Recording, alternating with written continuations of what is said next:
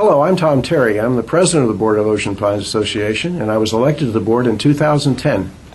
Hello, I'm John McLaughlin. I'm vice president of the board, and I've been a member since 2008. I'm Pete Gomsack, and I was elected to the board in 2009. I'm the treasurer of the organization, and so I'm in my second year on the board. Hi, I'm Rick Handelman. I was appointed to the board by these gentlemen in 2010. Hi, I'm Les Purcell. I'm the secretary of the board, and I'm serving my fourth term as we speak. Hi, I'm Dave Stevens. I was re-elected for my second term in 2010. And I'm Ray Unger. This is my second term on the board in Ocean Pines.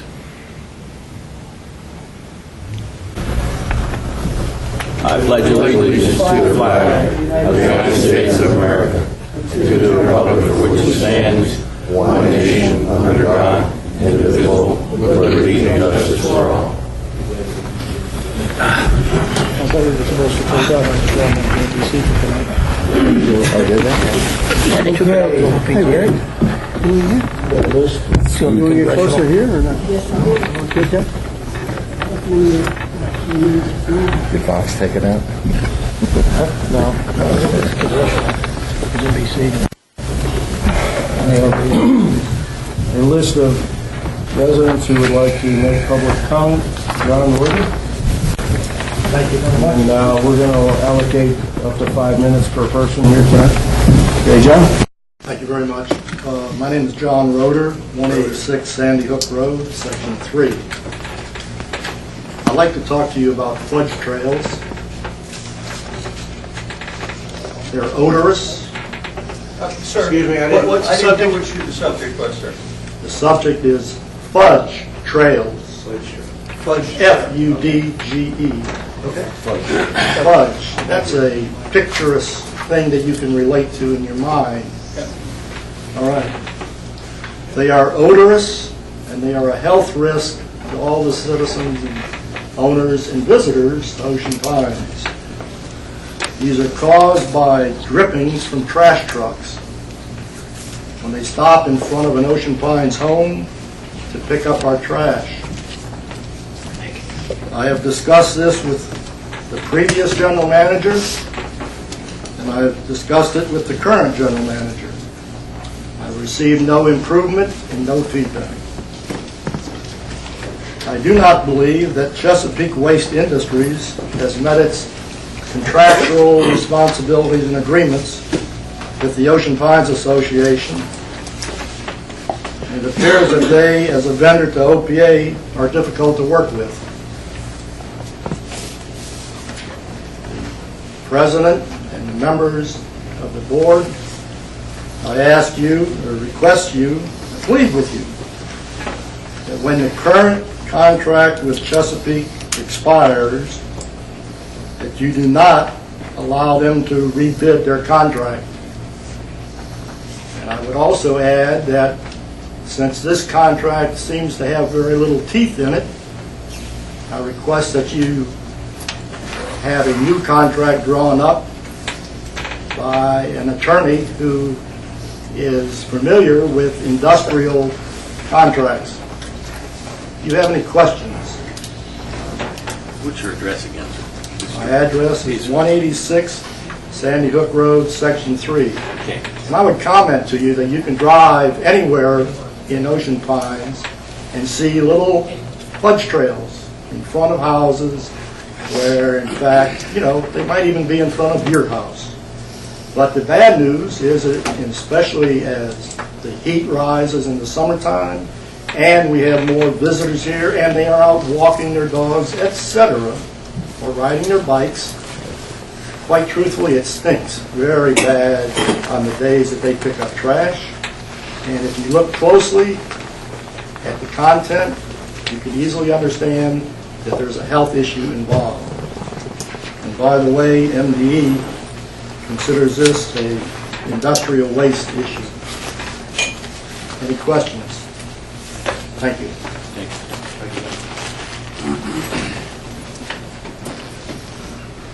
Jim Richard.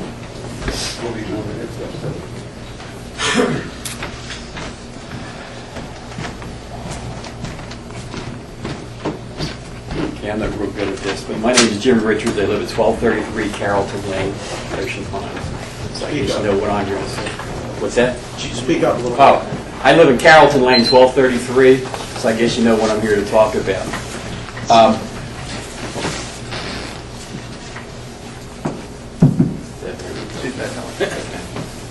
All right, I don't want to holler at it. Is that better? Okay. What I want to talk about is that, you know, getting back to our road, which somebody here, I guess they decided that their final conclusion was to make the road one way, which is not an acceptable alternative to the issue at hand. The road has been the way it is ever since it's been there. It's never been a widened road that someone narrowed. It's always been a do not enter at that entrance. It's not a one-way street. It's just a do not enter street. There is a few people who live down in the townhouses and stuff like that. Apparently don't like it. It takes 15, 20 seconds out of their life to go around it. It's only one way. Coming in, you can go down the street. You just can't turn from the street to that road. Right at the corner there used to be gas lights. We used to have gas lights that Ocean Pines took down and never replaced, which kind of was a bad deal on their part. We also have a drainage issue at that end of the street. All the new homes that were built, my understanding was Ocean Pines would check elevations and stuff like that so that the drainage would be the way it's supposed to be. It doesn't drain that way. Everything drains to that corner and doesn't go the way it's supposed to. So, you know, you guys want to widen this and you have to move the gas line. You have to, you know, there got to be an environmental study because that drainage is not acceptable the way it is now. I just think that my understanding, when it's an elected body or a governing body, that you do things for the common good of everybody, not just a handful of people. In this case, you have a handful of people who have a disregard for the law because they're going to turn there. Doesn't matter. They just, you know, they'll salute you with a finger and stuff like that if you look at them, and it's just, they just have a total disregard for it. You're talking about 15 to 20 seconds to go up and around to do things the way it's supposed to be, okay? My feeling is that the cost of this isn't the common good for the people of Ocean Pines. All right? If these people are that adamant, if they're that passionate, if they feel that this needs to be done to save them their 15 or 20 seconds, I feel that they should pay for it. They should pay for the whole thing. They should do the studies, the widening and everything like that so that they save their 15 to 20 seconds and they can turn. If not, I think it should be left the way it is, the way it's been ever since the roads have been built. I just don't see any reason to change it change it and inconvenience a lot of people. People have any questions about this? As I said, I'm not a real good speaker. I may ramble and stuff like that. So the point is, one way is not going to work. Secondly, the money that's involved is not benefiting anybody. And for that extra 15 to 20 seconds that it takes them to go around one way, not both ways, and keep the traffic down, you know, once you change that, first time you have an accident, who's going to be responsible? You know, the people that are turning there now, there's only a few people. I mean, you can take the pictures of the cars. I mean, there's four cars that do it all the time. You know, and these people, they just don't have a regard for it. They think that they're better than everybody else. But it was like that before they moved in. If they didn't like it, they don't have to move in. When we moved there, we had guidelines that we had to maintain. And if we didn't agree with our guidelines, we don't buy the house and move in. Not that you buy the house, move in, and then all of a sudden you want to change everything to fit your... It doesn't work that way. I think the road should be left the way it is, and it should be just dropped and forgotten about. And unless those people want to step up to the plate, if they're that passionate and want to pay for the whole change, then I think it's up to them. Thank you. Thank you. Victor Taylor.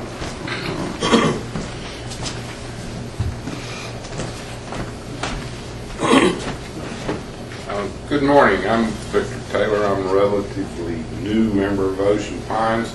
I'm in the position of running for position on the board of directors, and I have my name in the slot. The person from Sandy Hook, I live at 57 Abbeyshire Road, Section 6, Lot 183. What I've noticed with garbage trucks is dripping hydraulic fluid and oil, heavy-based oil, like from a differential or a transfer case, up and down the streets. It's not necessarily what I've seen is, you know, like leakage out of the tank, but rather oil out of the differential, which is a heavy-based oil.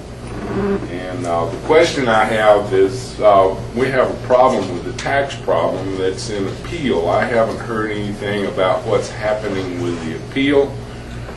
With the, how much money are we obligated for now if we lose the appeal? $1 million, something along that line. What's happened with the parking access for the public at the beach club? Is that public parking being made available? And if it's a problem with the amount of parking spots, you know, that might be a source of revenue to issue some parking permits, unless there's something I'm not familiar with if it's already been done. So that's, get an answer to that. Thank you. George Bauer. Good morning, everyone. George Bowers, 24 Belco Circle, Section 5. I guess one of the questions I have, and Bob, maybe you'll bring it up in your report, with the aquatics and money that's generated from the various pools. I think you gave us a big number. Do you break it down to actual pools, the attendance at the pools? I do. Okay, because the reason why I'm asking that, I take my wife, and we have a small dog. We go up to the racquetball pool up here, and I know the summer's just beginning, but I'll tell you, if there's 2-3 people at that pool after 6 o'clock in the evening, it's lucky. The only people that have been up there have been us dog walkers, to be honest with you, and there's been a few people on the tennis court. So what I'm getting at is, you know, I do a great job with the metrics, but is it broken down into, you know, each pool, how it's, what each pool is doing? And then my last question is we had a census in 2010, and I was just wondering if the board has gotten any type of demographics. I know it was briefly discussed last night at the forum, but have there been new demographics now for Ocean Pines that we can look at? You know, I think last night was a big discussion in regards to that it is a changing area. From one gentleman, I think it was you, Les, mentioned that 1/3 of the Worcester County students come from Ocean Pines. That's quite significant, and that just tells you that we have a lot of kids here now, and we have to keep them occupied. We have to keep them from getting into mischief. And so, if those numbers are available, I was hoping that we can have it distributed somehow. Okay, thank you. Thank you.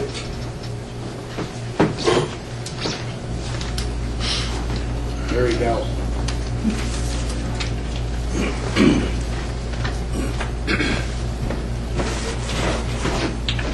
Harry Gallup, 1223 Carrollton Lane, Colonial Village. I share mail with speaker number 2, who's at 1233. We have a dyslexic postman apparently. So 1233 and 1223, you know, we swap mail quite a lot. I came to ask basically a rhetorical question. This issue is basically the same issue as speaker number 2. And I guess the question is, what is it that people have against Colonial Village? I mean, there seems to be some sort of groundswell of distaste or dislike for Colonial Village. Let me review. We have standards for housing, for maintenance of yards, driveways, shrubbery. Our neighborhood's clean, well maintained. You can't keep your boat, your RV, your Sea-Doo in the driveway. You can't even park a construction trailer overnight on the street. These are good things. It's a beautiful neighborhood. In fact, if memory serves, it was one of the first, what I would call sort of controlled neighborhoods in this town, if you want to call it a town. But people just seem to dislike it. I don't know why. A point was well made that road was as it was, has been for 13 years. Those condos and townhouses, those people bought those, the road was as it was. They had the option of not buying if they didn't like it. So I don't know why people are disposed to denigrate somebody else's neighborhood to save themselves 30 seconds a day. It's a quintessential self-absorption, I suppose. Some vignettes from the last meeting where this monstrous one-way proposal was voted on and passed.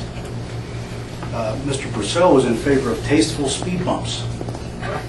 This quote. He was also, if you recall, back in January, was in favor of tasteful electric signs. I suppose he's in love with that tasteful beer sign that now stands at the top of Carrollton Lane. A beer sign in the middle of a residential neighborhood.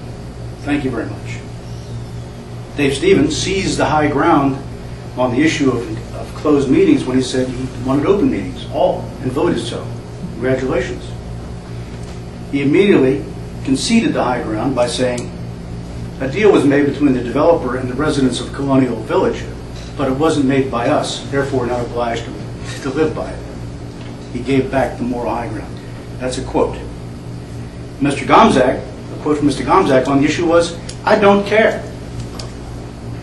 I guess because he doesn't live there. But as he takes a seat on this board, I submit that he must care, or he shouldn't be here. You still don't care, right, Pete? As for the rest of you, Mr. Handelman, I think, was confused. I hope he's settled that. But the bottom line is, it's been that way for 13 years, works well, it costs people 30 seconds a day. We're going to spend money to change it. That's absurd. Almost as absurd as the one-way promotion, that notion that you guys came up with. I swear, I've been watching these things since January. All that's missing is the popcorn and the elephant. Carol Mills.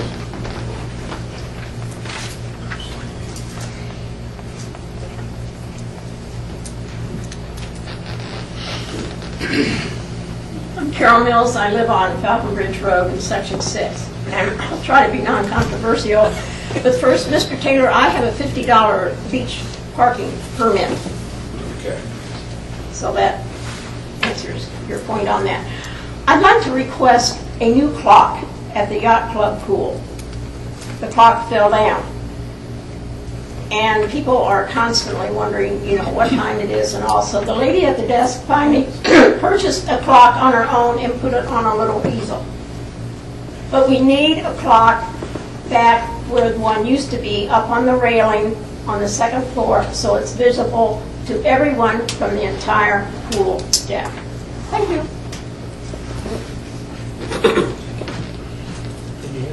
I'm way too weak for it. I'm way too weak for it. Tom List.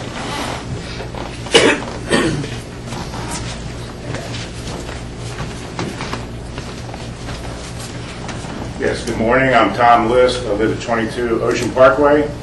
My request is, and I understand that the golf drainage project is being reevaluated. I'd like to know what the status of that reevaluation is, and at the same time, I would like to know how much money has been spent so far in that entire project. All right? Thank you.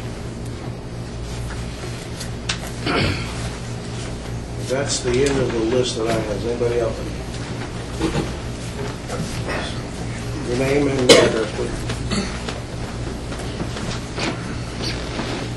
Jim Rooney. I live at 1703 South Chase Road, that's Colonial Village.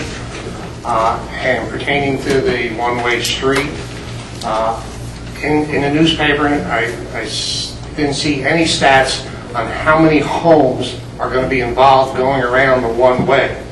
And you're going to put all this traffic, there's 6 roads of traffic, homes in the Colonial Village that would have to go all the way around. How many cars is that going to put on Mumford's Lane? A lot. Does anybody know? They just come up with that without a study on how many cars are going through there? Okay, just a fact I wanted to get across. Thank you.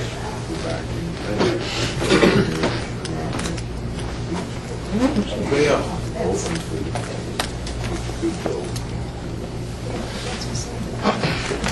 Okay. Approval of the agenda. We got approval of the minutes from 5/18. County Commissioners report. County Manager's report. Facilities update from Bob Thompson. My updates, Fire Department, Casino. Appointments to committees, public comments.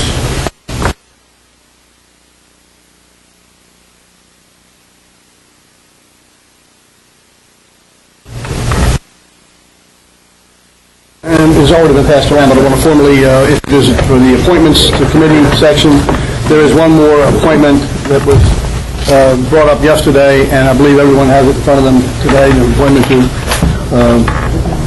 you all have it? Yeah, okay. So just formally get that on the agenda. Okay.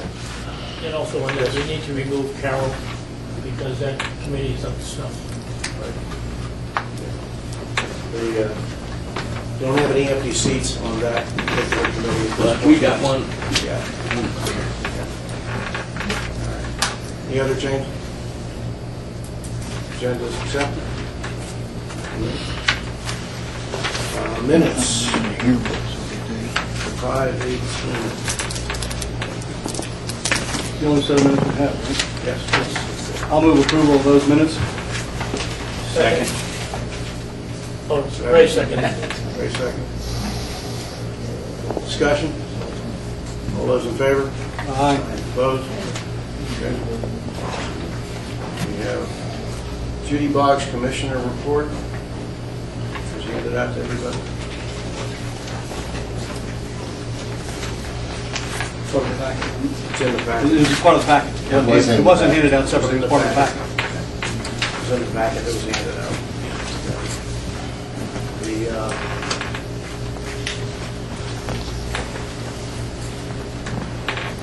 One of the issues, Bob, I did want to ask about this county commissioner review here. Yes. It references, do we know how the fire department netted out in this? There's a big paragraph of less money, more money.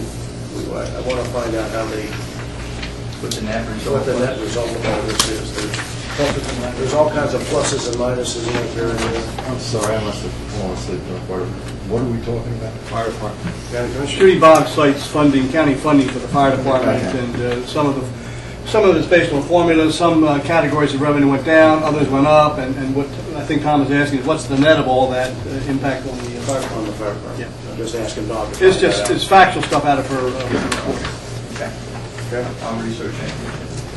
As long as we've said in the report, I just want to, I know there was a great deal of discussion and consternation here, I don't know, a month ago, about the water rates. And that seems, I know it was cleared up, and she's got it in bold type in her written report so that people understand it.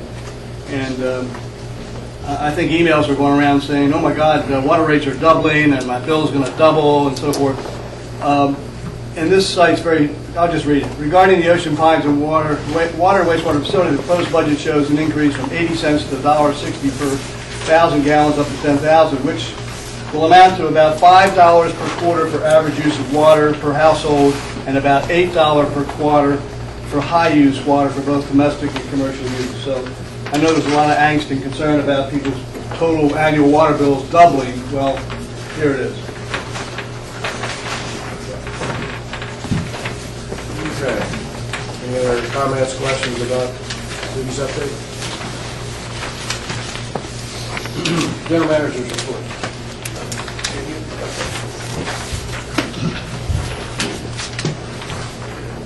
All right, GM report.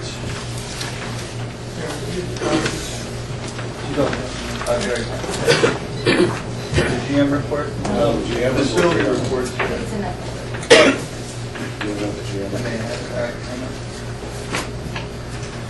That's not the GM report. No, that's not the GM report.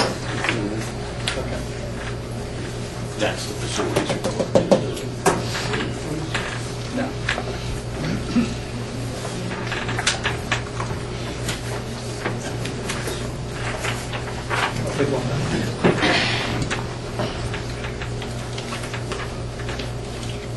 Okay, let's get the report.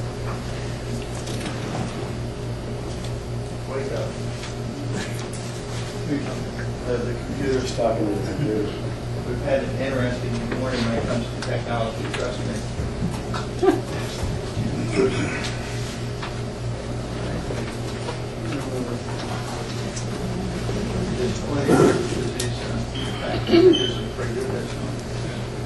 There we go. Okay. Let's catch up in a second. Legal Bob's trying to catch up with us. I know the report is legal. Furlough case is the one, the motions are being heard this Friday, motions to dismiss that were filed. We'll wait, Friday we'll get the update on that one. Basically, the motion to dismiss the entire case and to dismiss the individuals. There's two separate motions that were filed. Those motions will be heard Friday. Then Bob, after that, will we be hearing about this requirement to go up there and notice? Yeah, well, if they dismiss it, then all that goes away. If they dismiss, depending on what their findings were, we will know exactly what our course of action needs to be. In that regard, when I returned, I had a couple of letters from the lawyer's office, one of which said, that's for the hearing, I guess. Yeah, for the hearing. There's a question, but you're not required to do. That's just for the 24th hearing. That's the one for this Friday. You're not required to do that. What he's talking about is the one that's in August 15, something like that. Right? Yes. Foreclosure update. Just a point of reference because it's a hot topic. We started down the path. It's not a fun subject, but it's something we need to talk about. We are going down the path when folks are in arrears to a certain level. After we've taken all possible action, phone calls, letters, anything we can do to get the collections. The burden is we end up having these high collections that are unpaid for many years. We've started that new process we started last year, and we're following the formal process. The recent results, you say successful, it's always hard when you're dealing with tough economic times and foreclosures, but the truth of the matter is we have a company we're looking out for, and we have 8,442 shareholders that we need to protect. Managing the foreclosures are important. We've had 3 recently that were scheduled to go to foreclosure, had been through all the steps, exhausted all efforts. We were down to the bottom line of potential sale of property, which is the final step in foreclosure. 3 of those that have come up, we've been able to negotiate within the last 10 days prior to actually going to sale, where we've taken lump sums of money on all 3 cases and set up payment plans to bring their amount in arrears current. Now, they're not current yet. All 3 cases I was real pleased of. Net result to us is about $7,500 of the amount in arrears for those 3 cases have been collected. So the process is working. Yes, sir. Have we taken, that's good about this, have we taken anything to sell? These 3 were scheduled to go to sale, and in that last week to 10 days, negotiated out. So these 3 are the whole thing? These are the ones that have gone through the full process. Yes, we have not had to go to foreclosure on any property yet. Okay, another question, just I think I should know the answer to this. Sorry. But the priorities with which we determine which ones to pursue. So, for example, one of the things would be, how encumbered the property itself was by banks and whatever. Given the fact that HOAs basically are at the end of the food chain, the chances are that we get little money on a property that's heavily mortgaged.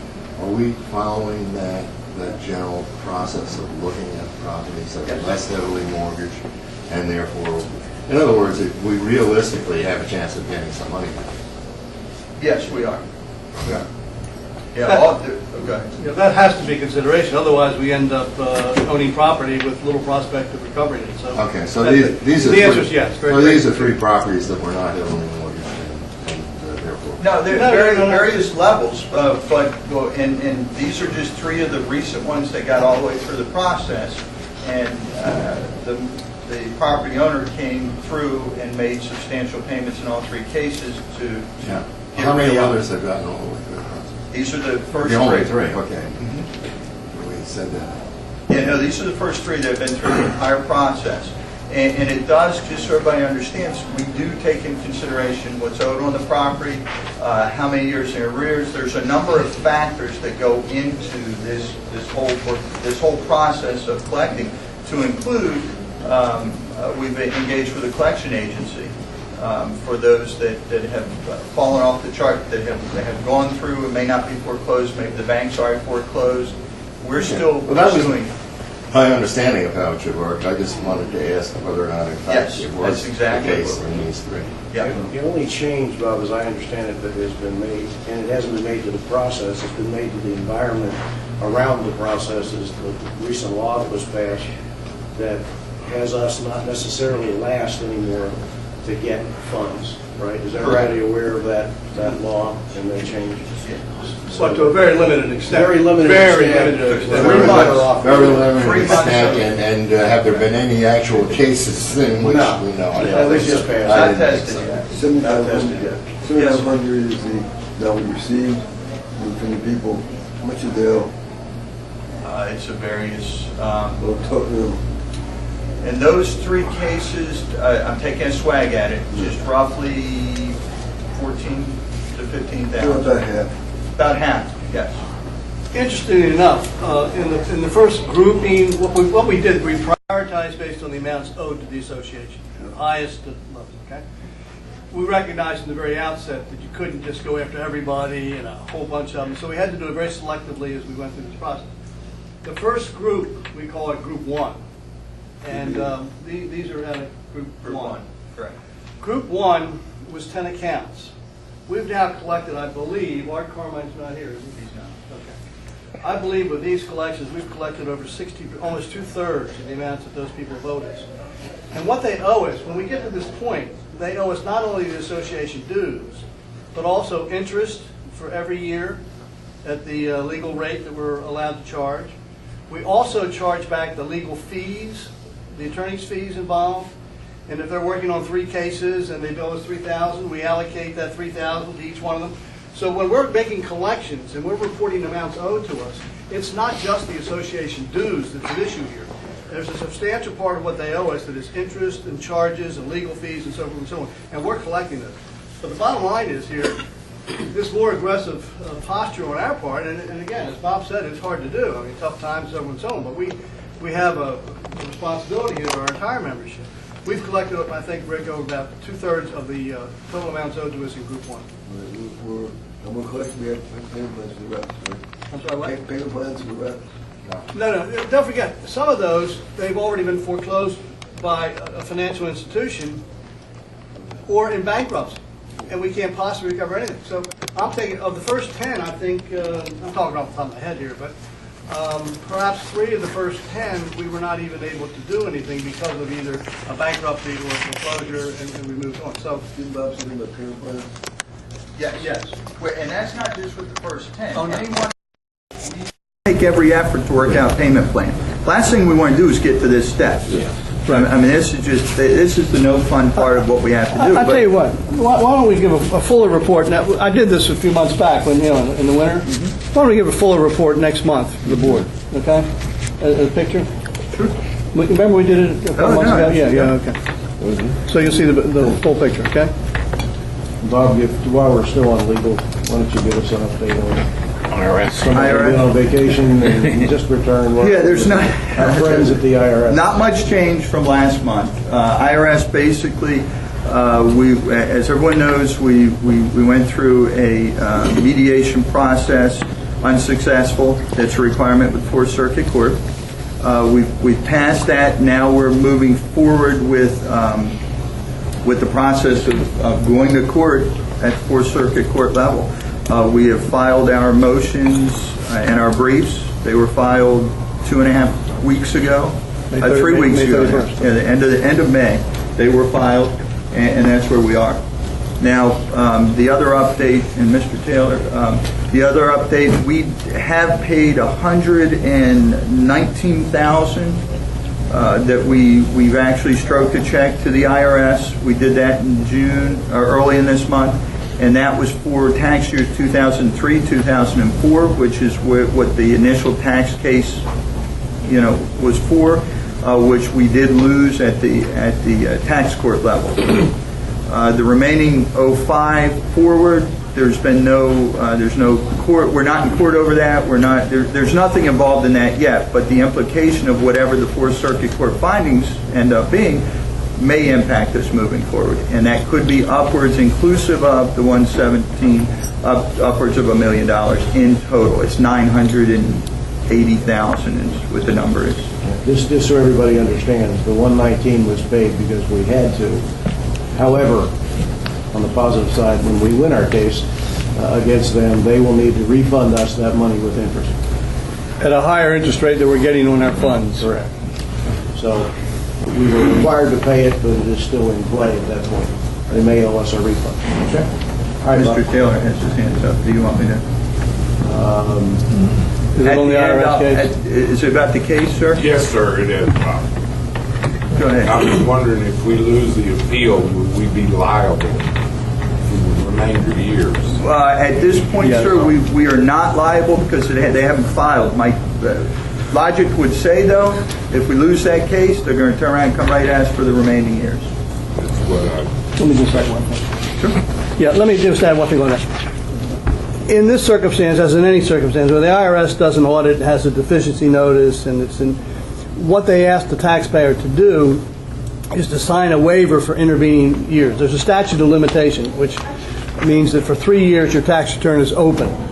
And in the absence of anything, they would lapse. So what they ask us to do is to sign a waiver to keep those years open pending resolution of the case. So past years that normally would have been closed and unavailable now are still open because we've been required to sign a waiver as this case continues forward. So the principle involved in the 2 years at issue are the same as in succeeding years. And I'm not familiar with any case where the IRS has then taken a different position in the same set of facts in the subsequent years flush with a victory. Bottom line is more than likely we are going to be at risk for that money if we lose, and if we win, we'll get our $119,000 back with taxes. When we win. With interest. And right now, we don't know the timeline from the beginning. They have not shared any real timeline of when things are going to be responded to. Well, now it's in the hands of the circuit court, the Fourth Circuit. It's just like the Supreme Court. They'll decide the calendar and when it's heard and so forth. Bob, back to you. Okay, Carrollton Lane. Obviously, it's a sore subject. Just wanted to update everyone based on the board's actions last month. Did meet with the county roads engineer out at the site, took a look at the site to get any updated information he may be able to share with us. There was no real conclusive changes there, but we did take that step. Secondly, we went back and identified the original survey as platted for that subdivision. And I've made a copy, so we've got that, those flags are out there for anybody that wants to go look at them. It's actually surprising, it's a much wider access than most realize, but please, if you go and look, that is inclusive of the swale for the road, for the drainage as well, stormwater management. I want to give you two pieces. First, let me show you, this is where, and I'm sorry that it's not quite dark enough, there's a marker right here, okay?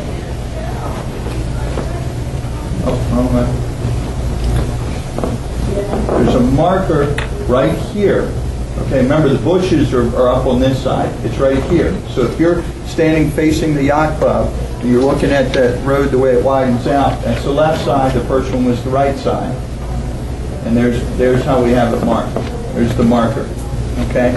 I share that I'm trying to get as much information. I know there was a lot of energy created around last month's decision. I've also put my hands on some literature. This is a copy of the actual literature that was in the sales brochure for the properties. Okay? I just want to draw your attention to the end of Carrollton Lane where the question mark comes in. On the original sales literature, okay, it does not show any any change in the lane as it enters into Yacht Club Drive on that far section where it narrows, the original sales literature, it was not proposed as a narrow lane. And this is actually right out of the 96 sales literature. So again, just more information given the heat of the decision and everything that went into it. I wanted to bring it back up. I did research some additional work, or all this additional work for additional information in case the board wants to make any other recommendations. Any questions about any of that? Yes, sir. Yes. I'm very much interested, and Mr. President, we may have to do this for next month, I don't know. I'm very much interested in revisiting this issue because over the years, a lot of good decisions have been made by boards and occasionally bad decisions are made by boards. In my personal estimation, the decision was made last month's meeting to make it one way is a foolish decision. I am totally against it. It was originally a two-way street. I know because I was the one that was laying the pipes up at the end of that road, working for Ocean Pines at the time, and I remember that before they put the notch and the cut in. The vast majority of the people that will be affected, if it's a two-way road, will be the people that live out on the point, not just the folks that live in Carrollton Lane. Everybody's going to be affected by it, but one way is just a foolish thing to do, and I would very much like to revisit this on a motion-wise next month so we can use a little common sense and change this to two-way. My comment. I think we should do it this month, if we can. What's that? We should do something this month. No, thank you. Well, we definitely... Why not? The directive of the board was for Bob to go meet with the county, see what their response is. We do not have a response from them yet. I think it would be very interesting and helpful if the folks involved with this would try to find some middle ground. There didn't appear to be. It was a little bit, and I've shared this with some folks, so I'll share it publicly. It was a bit like Texas Hold'em. It was all in or nothing. And I think it would be very nice. The first time today I heard someone say, if you're going to do that, make them pay for it. That's the first step towards any words around, is there any compromise here? I didn't see any compromise between the two groups. It would be nice if we could find that. Ray, I agree with you. Sometimes the boards make decisions and we have to rethink about them. At this point, I think it's in the hands of Bob, but the county, that doesn't mean it won't come up. Well, that's why I didn't want to push the subject, because I wait. Dave, you have your hand up? Yeah, I think the reason that a compromise hasn't been proposed, and I don't consider that make them pay for it as a compromise of any. It's not even a real. Not coding that. It's just yeah, right. I mean, well, no. It's the second thing we heard is the heck with them all, and we'll just make it one way. That was the first thing we heard. Then the second thing we heard was make them pay for it, and then there may have been a couple of others in between. The fact of the matter is, I mean, it is a decision. It's our decision, and I believe the only reasonable decisions are to leave it as it is or to make it two-way. I have said in the earlier meeting, and Bob's new information kind of even leans me further towards that, is that the reasonable decision is to make it two-way. I know that'll make people here unhappy, but I believe it is the right thing. If it comes, I'd also agree with Ray that it should be re-voted on. I'll get together with Ray. We'll write a motion, and we'll come up in next week's and we'll put in the proper discussion and rationale behind the motion. So it should be done the right way, And moreover, I'm all in favor of making the motion public with the rationale before we submit it, so people can come in and yell at us before we make the motion and after we make the motion. For me, the reason why I wanted to do it is I feel like the worst thing that happened was that we put more traffic on Yacht Club. Yacht Club Drive? Yacht Club Drive. And that wasn't my intent at all. So I'd like to hear what these guys come up with, and we'll see what happens. Okay. No, I think there's been a lot of energy around this. I'm quoted, and correctly, is saying it wasn't our finest moment, and that the issue probably wasn't over, and I'll restate that on camera. So I think we'll revisit this, but hopefully by then we'll have a little more information from the county and their response to you, Bob, and at that point, unless there's something really new, go ahead. No, I just want to say I think it's appropriate to revisit it next month in additional agreement, and perhaps maybe some additional dialogue between the various parties who didn't seem to have much dialoguing before that meeting. So I think all that allows the opportunity to have additional dialogue, additional information, and revisit the question. And just one quick point of clarification. Okay. In conjunction with what he just said, we had lots of mail on this, as you can imagine. Our mailboxes were filled. Unfortunately,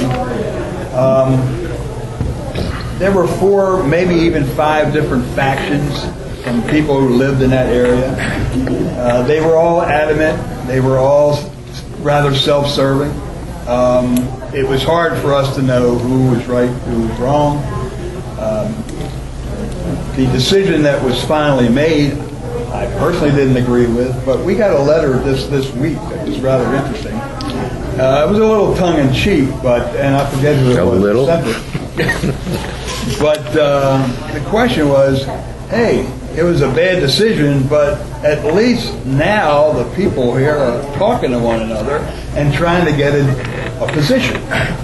That would be really helpful. If that could really happen, that would be really helpful. Exactly. Thank you, Les. Dave? Yeah, just a point of clarification with Bob. Nothing irrevocable is going to happen on this issue. We're not going to move in the earth or do anything as of yet. Correct. Okay. Yeah. Correct. And that won't happen before the next meeting. You guys, there's no sense of sense of urgency here, right? It's existed for how many years? Yeah. So we haven't taken the necessary steps So to Rick, make that's it why one way. there's no point in doing it today. No, sir. Okay. Okay, back on track. Bob? Okay, Claudius, just give some numbers here. You'll notice that May numbers are in line with April. That seems to be the leveling off point, so just shy of 4,000 total visits to the pool. 2 factors there, the last 3 days of May, Memorial Day, we had all the other pools open as well. Mr. Bowers correctly asked, are we going to be tracking the numbers for all the pool usage? We absolutely are. We are close to 7,000 visits to all 5 pools. The reason the number is not on our report yet is because we don't have a full month. So I didn't want to give a partial month because then, each month I try to give you a recap of the prior month. So through May, with only 1 pool open, we had, like I said, close to 4,000 visits. That seems to be the level. Okay? Natural gas. Just want to give everyone an update on the natural gas. Public Service Commission received a request and it has granted a preliminary. I use the word preliminary. This is not my, this isn't a final yet. But what happens is there's an application to bring natural gas into Worcester County. Chesapeake has applied for that. The Public Service Commission has said tentatively yes. There's a 20-day period from the date it's submitted. And I apologize, I don't have that date of the exact date, but we're about halfway through that 20-day period. If there are no strong objections from the public, that's what the 20 days allows, then that actual grant of approval will then proceed and be a firm approval. Is there any benefit to a letter of support coming in at that point, or is it all just... Right now, I believe, and again, support's always a good thing, but the preliminary approval says they accept the premise unless someone strongly disagrees with it. That's the input. Yes, sir. I look at your second bullet there, Bob. Yeah, I'll do that. Yeah, but I'll do it. Yes, sir. 113 is 3 or 4 miles from us. Okay. So, is there enough? I would assume there's a whole other process that goes on running lines from 113 down the road into Ocean Pines. Correct. Yeah. So right, down 5A9. It's a process. I just got the preliminary. Yeah. Yes. I know a lot of people in the Pines have been very excited about this, but any idea what we're talking about in terms of timelines? The goal from Chesapeake is to have that infrastructure in place by the end of the year. The reason, now that doesn't mean to everyone's home, but that the main backbone of the infrastructure to Ocean Pines, primarily because anything they get accomplished falls under the tax consequences or the favorable tax consequences by getting it complete by this year. So there's under the stimulus package, I reported that 2 months ago, showed there was some benefit to Chesapeake to get this in.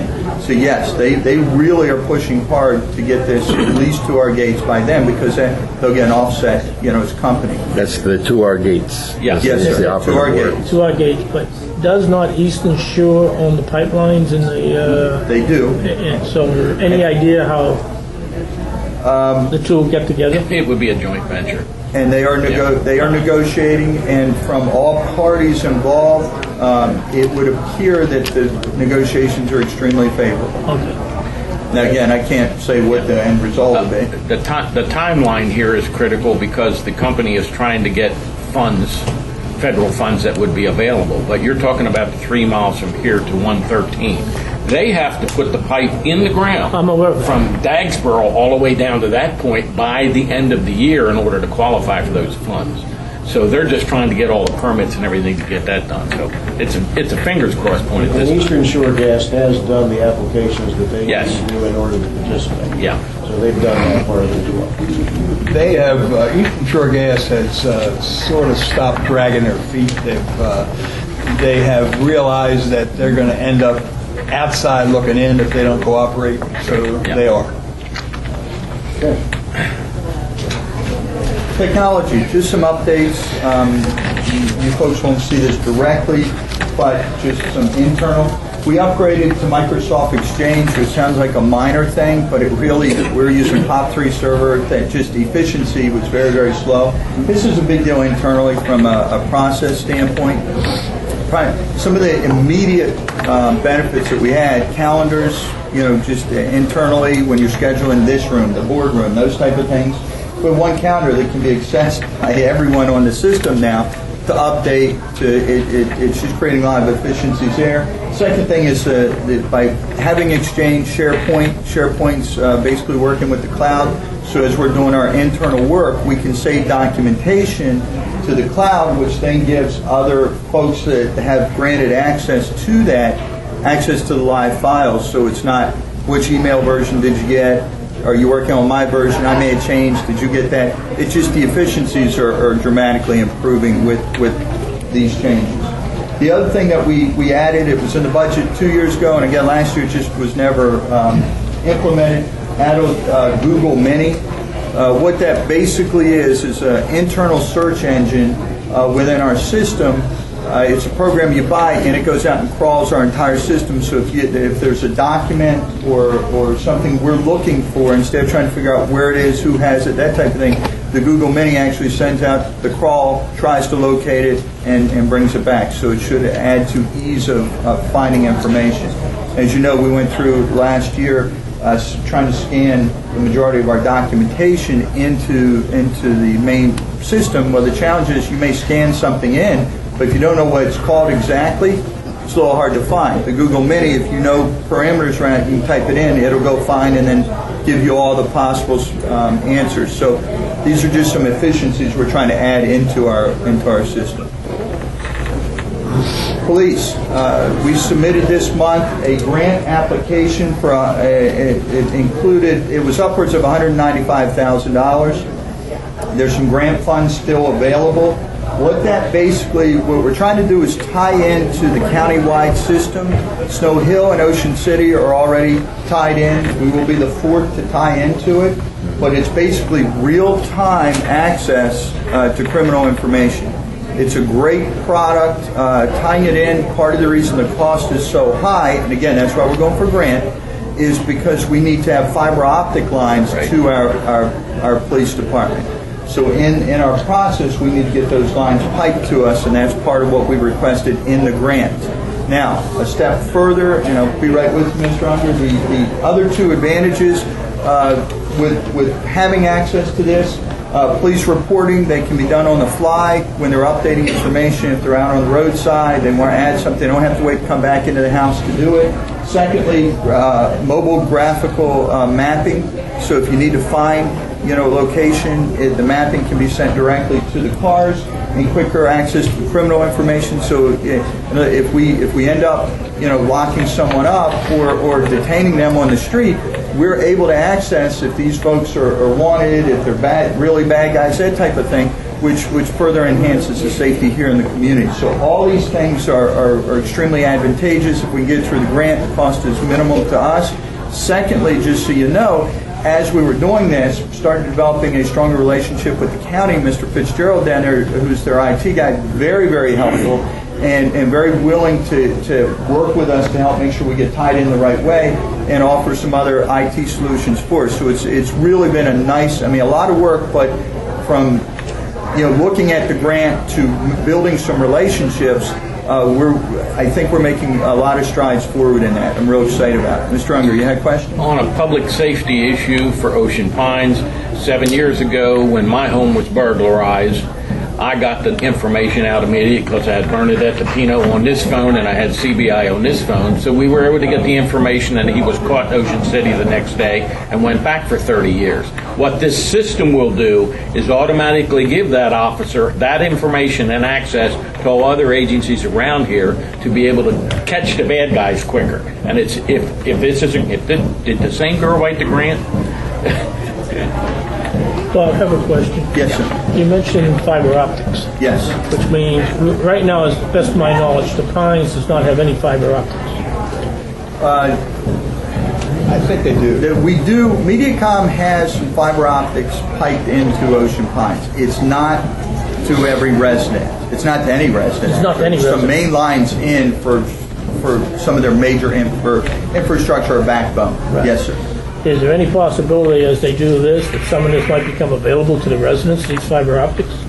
Possible. Part of the grant, and we submitted it this way, we had two options when we started down this path. Okay? First option was MediaCom has some fiber optic lines that are run. We potentially could access two of that. They have a bundle that comes in that would get very close to, they actually tap right at the north gate. We had the ability to access that and then pipe a line here. There was some, obviously, cost involved to that. And secondly, there was a lease cost monthly to have access to those lines. Well, that would have been a permanent lease situation for us. As we delved in a little deeper, checking with the company that's actually putting the fiber lines in for the county, Maryland One is the company, we reached out to them and said, hey, where are access points, and could we pipe our own line in our own bundle as a potential alternative solution, which would then give us some fiber optic into here that we actually own, and then we just have to tap in or get a source that'll feed to us. So we've elected, that's why the $195 cost, we've elected to go in that direction because I think it does give us some internal solutions for fiber optics that are not currently available to us. So I guess my bottom line is, are we looking at fiber optics for the homeowners? Not as of this point, okay. But we are making every effort to figure out how to get fiber into our community, and then obviously the next step would be trying to get to the homeowners. That's good. Yeah. Okay. Public Works, some things that we've accomplished that I wanted to point out. Southgate, there's some upgrades for those that don't travel that way. Go down and look. Safety is always a big issue for us. Those that know, if you come from the south end of Ocean Pines, when you come to the four-way stop, Bagels Inn is directly to your right. Well, the split rail fence that used to be there and the road all pushed pedestrians, any pedestrian traffic, running, walking, cycling, into the roadway. There was no comfortable spot, or you had to go on the other side of the fence, which then puts you between the ditch and the fence. It just wasn't a good situation. So we looked at that, came up with a solution. I'll show you some of that. We are actively acquiring surveys for Mantha Meadows Complex holistically, as well as Carrollton Lane survey. You saw the stakes are already in. We didn't have a formal plat done for that area. We didn't need it. We just had our surveyor go out and mark where the originally platted lines were. The community center doors are framed up. Those who were there last night saw all the work is done, drywall and everything. The doors are here now. They'll be put in shortly. New sinks and handrails at the Beach Club have been installed, and a new cabinet at the Yacht Club finishes the bar project. For those that have not been there, South Gate, this is the new fence that was put in. The old fence had a unique split rail here. It went to the ground, and then had one set. Then there was a gap, and then there was split rail fence here. Well, the split rail fence was about 4 or 5 feet this way, which meant there was no point here for pedestrians to travel. We've gained 6 to 7 feet here. We put crush and run right down this pathway, and we restriped the line right along here, which clearly delineates this section for pedestrians. It's just an extension of what was already here on the parkway, bringing all the way down. So it allows for a safer access to the four-way intersection. And you notice the fencing matches a lot of the new fencing around Route 90, those type. It's a little lower, a little nicer looking fencing. Here's a shot from, if you're stopped right there at the four-way stop to the right, that's what the fencing looks like. Beach Club. As we're looking at things, we're always looking to try to make improvements. One of the big things we did last month before we opened up for the season, we entered into that contract I spoke about last month to come in once a week and pull the sand out of the drains. That way we didn't have the backup. We had 2 or 3 times last year we had emergencies because all our drains downstairs backed up with sand. We're managing that very, very differently. In addition to that, with this, our sinks were cracking underneath. They were starting to corrode, and we're having some leakage and problems there. So we tried to find a solution. We looked at a number of different things. We ended up working with a local vendor that had some excess countertop from another job that we were able to purchase very, very economically.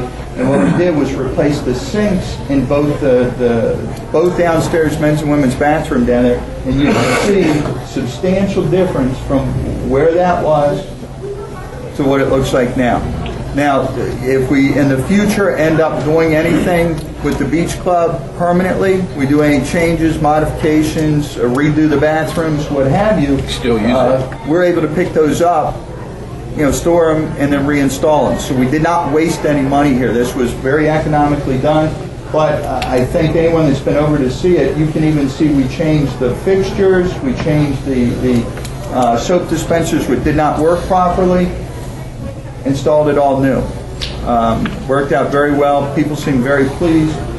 We also, just before this work was all completed, we had a company come in and all our tile and grout work, they came in and did a professional cleaning of all of that just before we opened. So everything there has been as cleaned and upgraded as possible without spending a lot of money, but just to make it a much better location to visit for our guests. And we get a lot of use down there. We've had a lot of positive comments.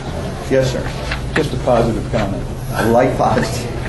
I spent last Saturday the entire day at Beach Club with 3 of my grandchildren, and it was a great day. I did see that.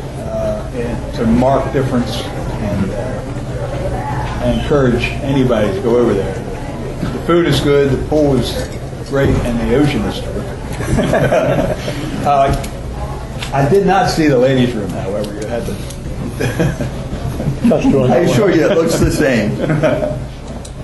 No, but marked upgrades. The picture I don't have is our pool over there. For those who don't know, just over the winter months, we had one of the frames that were kicked in, and it was broken. We don't know exactly how, but that's been replaced as well. We had 2 gray pieces of plywood just to prevent access. It looked hideous, but we didn't have a choice because we had to have that piece of fence made.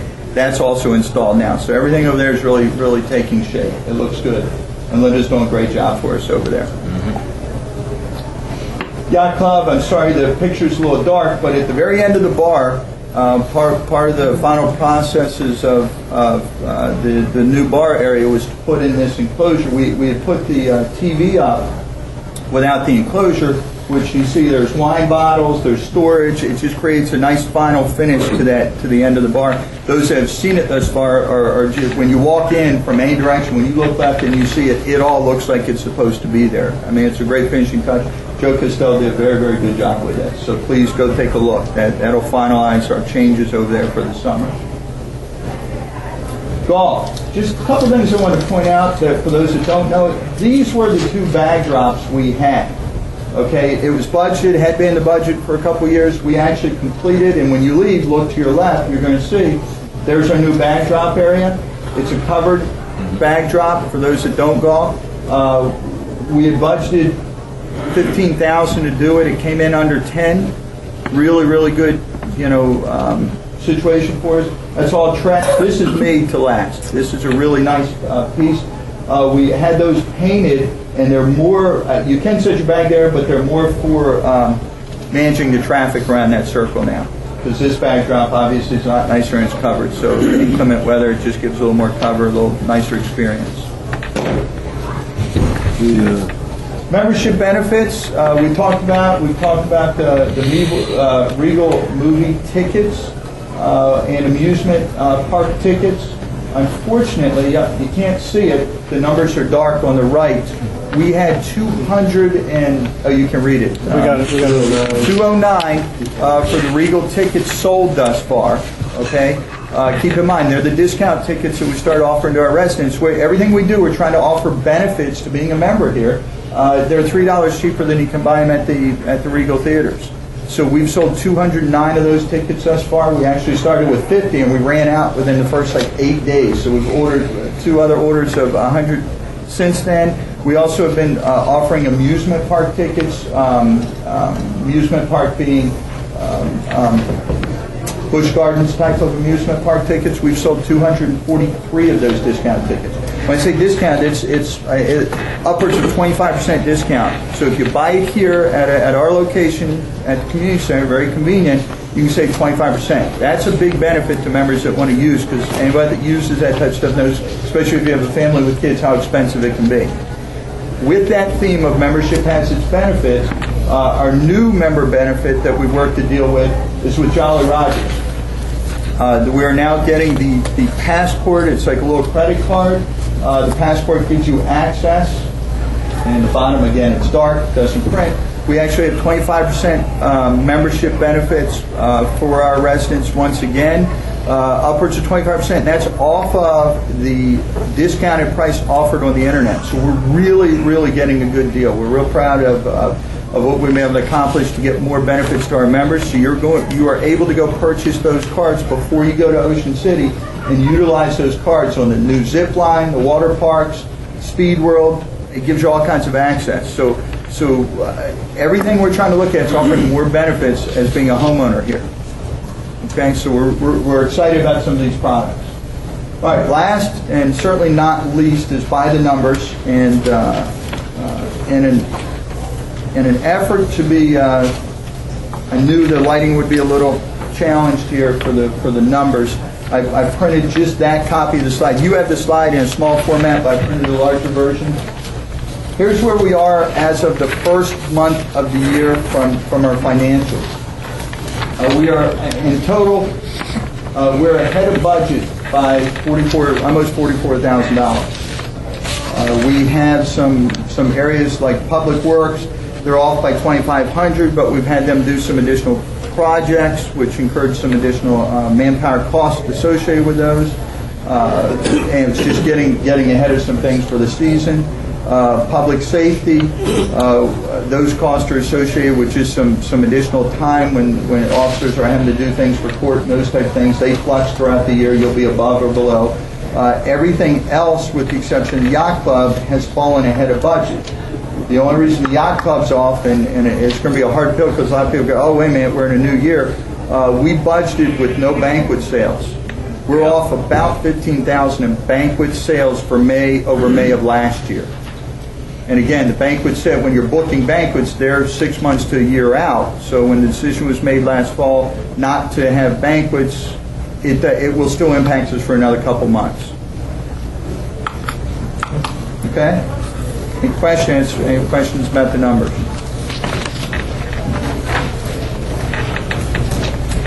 No? That's the manager's report. Thanks, Bob. Moving right along. Facilities binder. The light reading for the weekend. Light read. Okay. So light.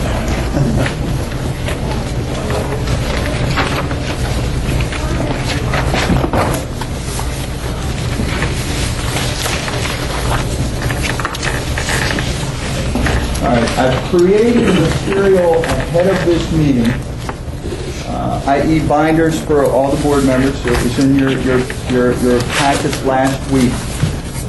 Everyone knows, at least have worked with me over the last 9 months, I'm real into kind of jazzy, sexy, glitzy things when it comes to PowerPoint, spinning pieces and all that. In this particular case, I slowed that process. I tried to simplify it. And I did that because there's a lot of energy created around facility planning, strategic planning, long-range planning. If nothing else, last night at the candidates forum, it was highlighted many times, do we have a plan? When I walked away from that last night, I said, wait a minute, I need to change a little bit of how I'm going to present this to show a few more of the foundation or basic steps so folks understand what type of plan we're working down. Now, the board members have had the opportunity to review the materials, at least the narrative portion of it. This book will be available for anyone to review in the lobby after our meeting. Okay, so we've made an extra copy. We'll leave it in the lobby. It's not to leave because I just, when you're printing this many materials, I don't want them to disappear. But if anyone has any questions from the public, the press, or anything about some of what I cover, it will be in the book and it will be available to everybody. Okay, facilities planning. I'm going to go through the steps that we've used to get where we are today with our recommendations. First, very, very simple. Our goal, okay, when I sat down with a very small group and started discussing strategies to help me come up with some conclusions, was simple. Provide an all-encompassing list of projects within the association. Real simple. We didn't go into a lot of detail, just that was my overall goal for what we were to accomplish with this work. The rules that I asked everyone to follow. We wanted to be all-inclusive of the projects. A little different than the approach that others have taken. A lot of times, and we'll speak about the 10-year task force specifically because these guys put almost 2 years of work into this. The primary focus of the task force was major complexes, big ticket items, okay, major facilities. The reason I share that is I think with long-range planning, at least in my role as the general manager, we need to look at not only large long-range planning, but even the smaller details, from a recent shed that we've installed to the yacht club. I mean, that wide of breadth. I think it's important to do so because how do you plan for budgeting or long-range on community needs if you're not all-inclusive? That was one of the goals, or one of the rules we followed. Cost. In going through this, what I eliminated right on the onset was development of costs for the priority list. If we try to back in based on cost, we wouldn't really be identifying the true needs of the community. I wanted to look at the structures untethered, well, we were doing this, we were doing that, well, this is too much, or that's not. None of that seemed relevant, at least at the initial step. To prioritize, we need to base it on use and current condition of each of our structures and or facilities. That's it. Lastly, we look at a time frame. A lot of folks are like, well, how long do we want the facility to be in place? Facilities are good for 30 years, they're good for 4 years, they're good for 50 years. We can do some patchwork, we can change an air conditioning unit. All these things come up when you're trying to figure out how to make a priority list. Again, simplification. When I'm looking at how we're going to do some planning needs to be long range, i.e. the goal for us was 30 years. And when I say 30, 30 was the starting point. It can be 40 or 50, but I did not want to look at a 5-year, all right, what are we going to do as a patch to get us through 5 years? It wasn't the goal of this, the findings. We're looking at longer range planning. If anybody has questions as I go through it, just ask me. Background and history. This is where a lot of it made sense to us, because we did not have to spend 2 years to gather information. A lot of good people put a lot of time and energy in creating reports. 10-year task force being one of the reports we relied heavily on. The work was already there. We had the original report and then a recent final report. Well, why did we have to go and recreate the wheel? And why we didn't need. There was no need for us to do it. We could rely on the work that was already accomplished. In addition to that, there were many other reports, comprehensive planning reports that we delved into. We looked at the Zogby studies. We looked at the Stevens-Duke report, which was a good report because it helped us from some understanding of potential usage of our facilities, recommendations. All these were part of what got us to where we are today with our recommendations. So we didn't have to do a whole lot of research. And real interesting, just as a side note, when you go back and start looking at the amount of work that's been accomplished over the last 10, 15, or 20 years from the association, this is a reoccurring issue. It comes up over and over. The key is, how do we now move forward with it? That's what we're trying to do here. In your book, starting at tab 8, is a list of the majority of the support materials that we used. It was not all inclusive, but it was the majority. You're going to find the 10-year task force reports, both the interim and the final reports. You're going to find the Stevens-Duke report. You're going to find the comprehensive plan committee findings. You're going to find the Dow report from 2004. If you actually go back and look at these in detail, and I know many of you already have them in pieces. I put them all in this book to make it for easy reference. A lot of what we did is not new. It's just putting it all in a reasonable format. Then, next thing, how are we going to proceed? Knowing we have all this history and everyone's reading through the document, everyone had a copy of the documentation to read through. We had to make sure we were in line with the association goals and objectives. It's easy to go, we want to do this, we want to do that. That's all fun and well, but the truth of the matter is, it has to be in line with what the association is about and what the long-term plans are for the association. So we had to go back and look at the association from two parcels. What is the vision and what is the mission of Ocean Pines? Again, these are all in your book, but these were starting points for us. You'll find these, the OPA vision. Okay, and everything we've done is tied to this.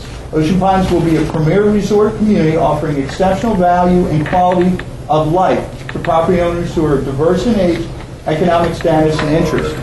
Again, I've talked about and have been criticized over time, but I'm okay with it. Quality of life. Well, we're making these improvements for quality. Well, we don't need that. We do. It's part of our vision. It's part of our guiding principles. For us, we had to start there. Secondly, the mission provides the governance, administration, facilities, services, and amenities that are necessary in making Ocean Pines attractive, affordable, safe, and enjoyable place to live and work. Again, these seem simplistic, but when you're trying to go back and peel back the onion and look at what we need to do moving forward, these seem like the great starting points for us. The process we used. What we did was we backed up, after we evaluated all this, we started to look at our facilities in a different light. We went down the path of a campus strategy. Now, that strategy is defined in several other ways. I'll get into some details, but we highlighted 7 of our primary campuses. Beach Club, Country Club, Manklin Meadows, Sports Course, Swim and Racket, White Horse Park, and Yacht Club.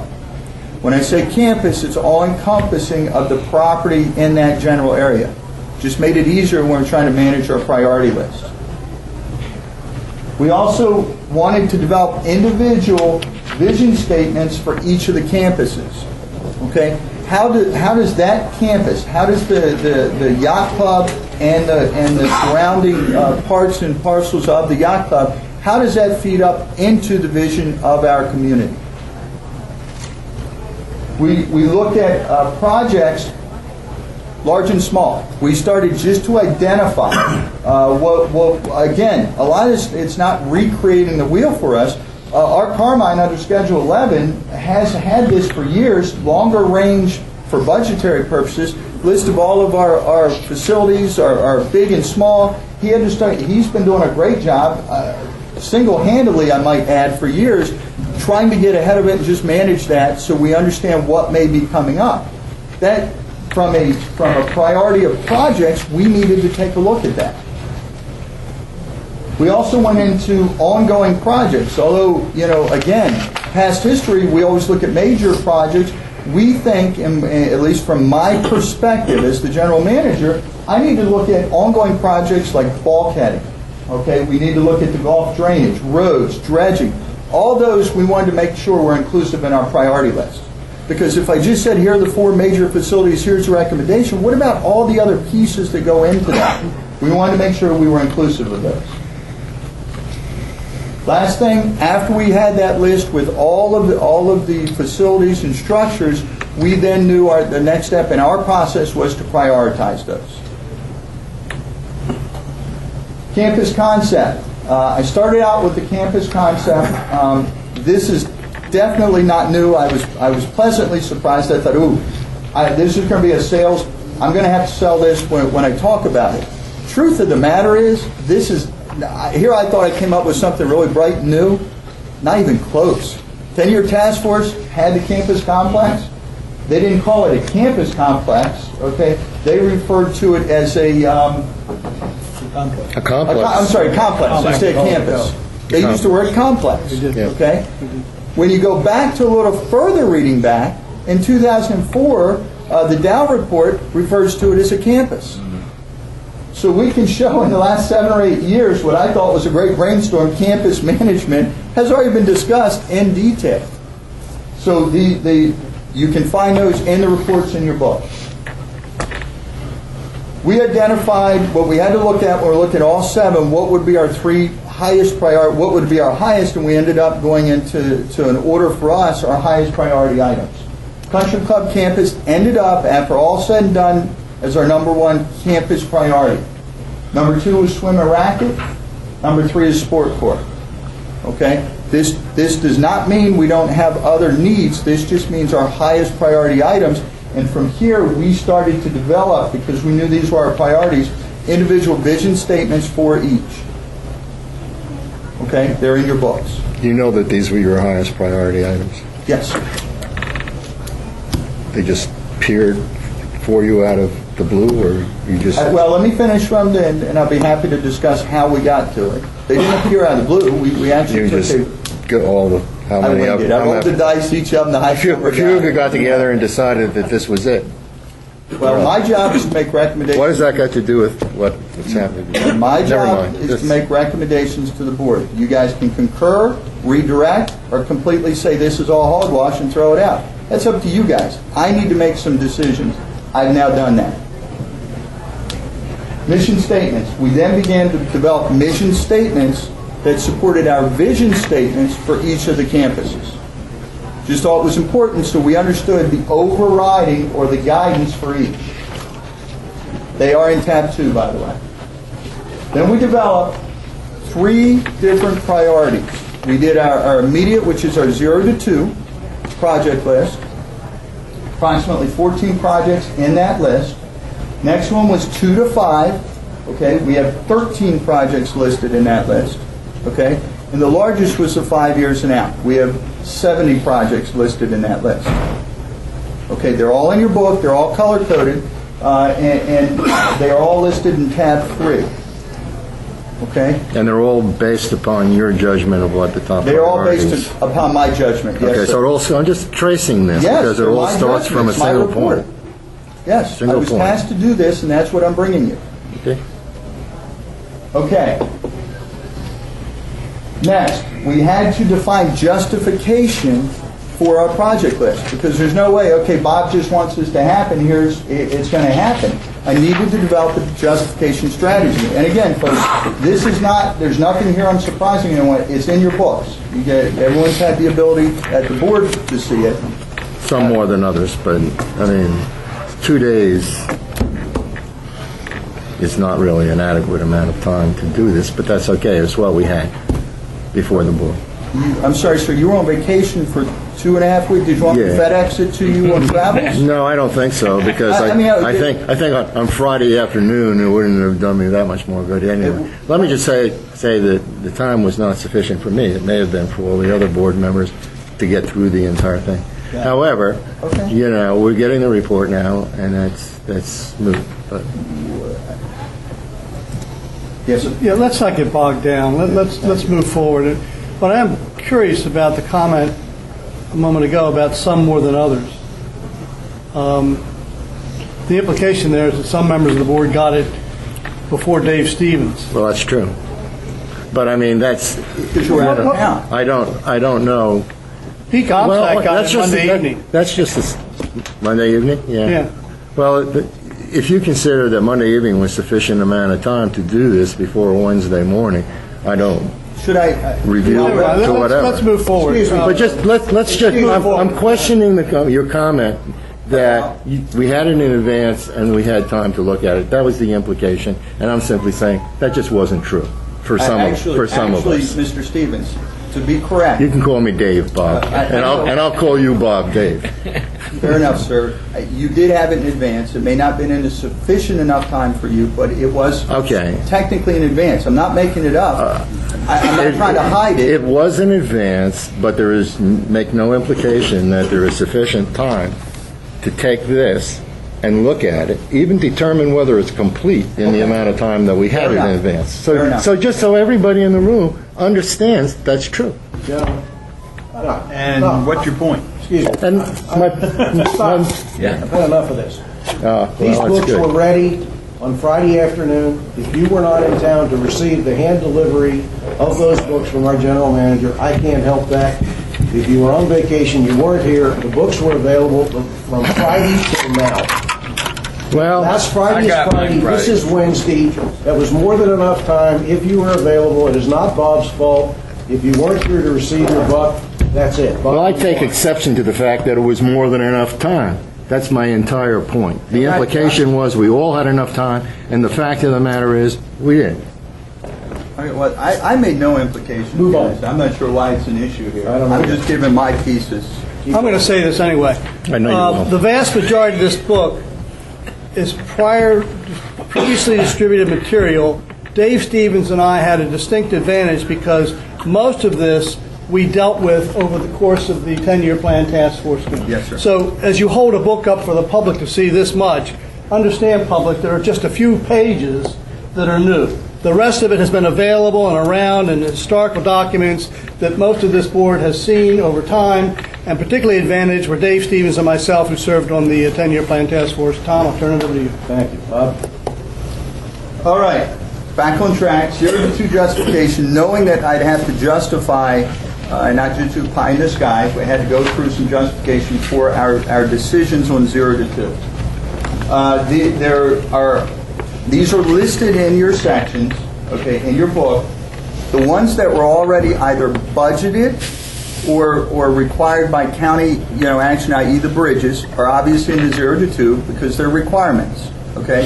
If they're budgeted and they were budgeted for this year, they made it, for the most part, to priority 0 to 2, or our first priority, they're already in there. But I didn't want to ignore them or not include them. I thought they should be incorporated into the entire package. Yes, sir. Question regarding the residential bulkheads. Yes. Is a budget of $645,000. Is that Yes. for all residential bulkheads? Residential bulkheads are funded through a separate mechanism, so they are throughout because it's an ongoing project. Sure. Is that $645,000 this year, 2011 to 12? Does it come up every year? It comes up, yes, sir. Every year? Yes, sir. It's a program being done over about a 30-year period, Yeah. 30 years. with assessments collected from Right, bulkhead people put in a separate fund to fund that. It's an ongoing program, Right. not But there's no implication on our budget at all. No implication on our budget at all. It's an item that Not really. should be Not listed, really. but it does not Not impact the operational. We collect part the money of from the it. bulkhead people, spend it on the bulkhead. That's what I'm saying. Right. Non-issue. That's correct. Non-issue. All right, these are budget items. Mankle Meadows, we had money budget for the hard court replacement, fencing, parking lot, public works has actually been budgeted. Residential bulkheads, again, separate reserve fund, and you'd mentioned that. Could you back up just a second? Sure. Last slide, wise, or? Yeah, slide one. Okay, so the Clubhouse Road Bridge project is you have in the 0 to 2 year project. We have two reports on the bridges. One that says it's an immediate need. One that says we have a time frame. These are the old reports that we're familiar with, so we're not no new ground. Yeah, there's no new ground on these. Okay, it's my understanding that this is, at the current status, is that without the county determining that they will take an action on these bridges, the ball's in their court is what I'm trying to say, that we don't know whether it will be 0 to 2 years, 0 to 5 years, or, whenever. In other words, it's totally in the county's hands. Well, here's where, and you were correct, here's where my concern is because we have conflicting reports. If you recall, a couple of years ago, one of the first reports we got said immediate action items need to be taken for X amount. Anybody seen those reports? I mean, it's a pretty detailed report. Very familiar with them. So, and then all of a sudden they weren't immediate. There was another report that said they're not immediate actions, but they need to be taken, and now they're in the county inventory. I intend to keep that a high priority list because we need to figure out, from a safety and soundness, it needs to stay high priority, so we keep pushing the buttons to make sure we get the work or whatever we need to attend it to. I didn't want to lose it in the mix somewhere, so I just kept it a high priority because we have one document says it is, one says we have a little time. I take the worst case scenario. And you're right, we are depending on county funds. We may have to, as an association, make a different determination at some point, even if it's in the county funds. But if they say we have a structural integrity issue next year, but they don't have funding, we just need to be aware of it. We may have to have some emergency funding to do some more shoring up or whatever the process may be. We're just keeping it in front of the county. Keeping it at yes, sir. And we need to keep in front of ourselves because we have the obligation to pay 20% under the 80-20 funding formula. Yes, sir. So we don't want to lose sight of it. That's the only reason. But your initial comment about county funded, you're absolutely correct. It's part of the county inventory. And we are totally dependent upon them as to when the actual expenditure will happen. We are, but the ball's in their money, court. they get to decide. And I'm happy that it is. Well, right, it is, but my role as general manager, I refer to that because I need to be looking at it all if the the time. bridge is whether going, if the bridge is going to fall down, which we have no indication at all of right now, we would probably have to do something about it on our own funds. Correct, and that's the only reason it's up there. Just to give heads up to stay ahead of it. Hence the question mark. Hence the question. But we also have every indication that some major work, replacement or otherwise, is going to have to occur in the X number of years out. In some number of years out, Yeah. and TBD. Yes. Exactly. I kept it in the 0 to Keep it 2. in there. We just Yeah, don't know. absolutely. Again, that's why I put the county with the question marks, just to make sure. Yep. 0 to 2, those. Country Club, we already did the bag drop. We had a budget item for $15K. I already told you guys it came in under that in my manager's report. NBA did not come because I was watching the playoffs. Some folks thought, what were you to basketball? No, it need board approval. That's what's highlighted in all your sheets. I have need of board approval at the top of those sheets, but what I didn't do is put in parentheses MBA, so I apologize if there was any confusion about that, but MBA means needing board approval. For what? To take any action on these as priorities. He's got a schedule in the book that has status of each one, and some of them MBA. So they're not budgeted, so if we're going to take any action for expenditure on these, you gentlemen need to approve. Are you talking for this year, Bud?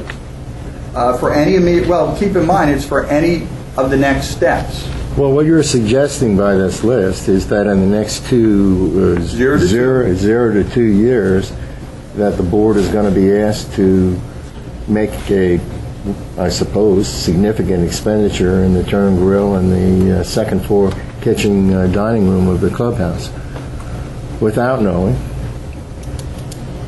what the end use of the clubhouse as a whole will be, and without knowing whether or not the building itself might need to be totally renovated, or without knowing whether or not the building itself might be totally replaced. So That's if I'm getting correct. everything I've said is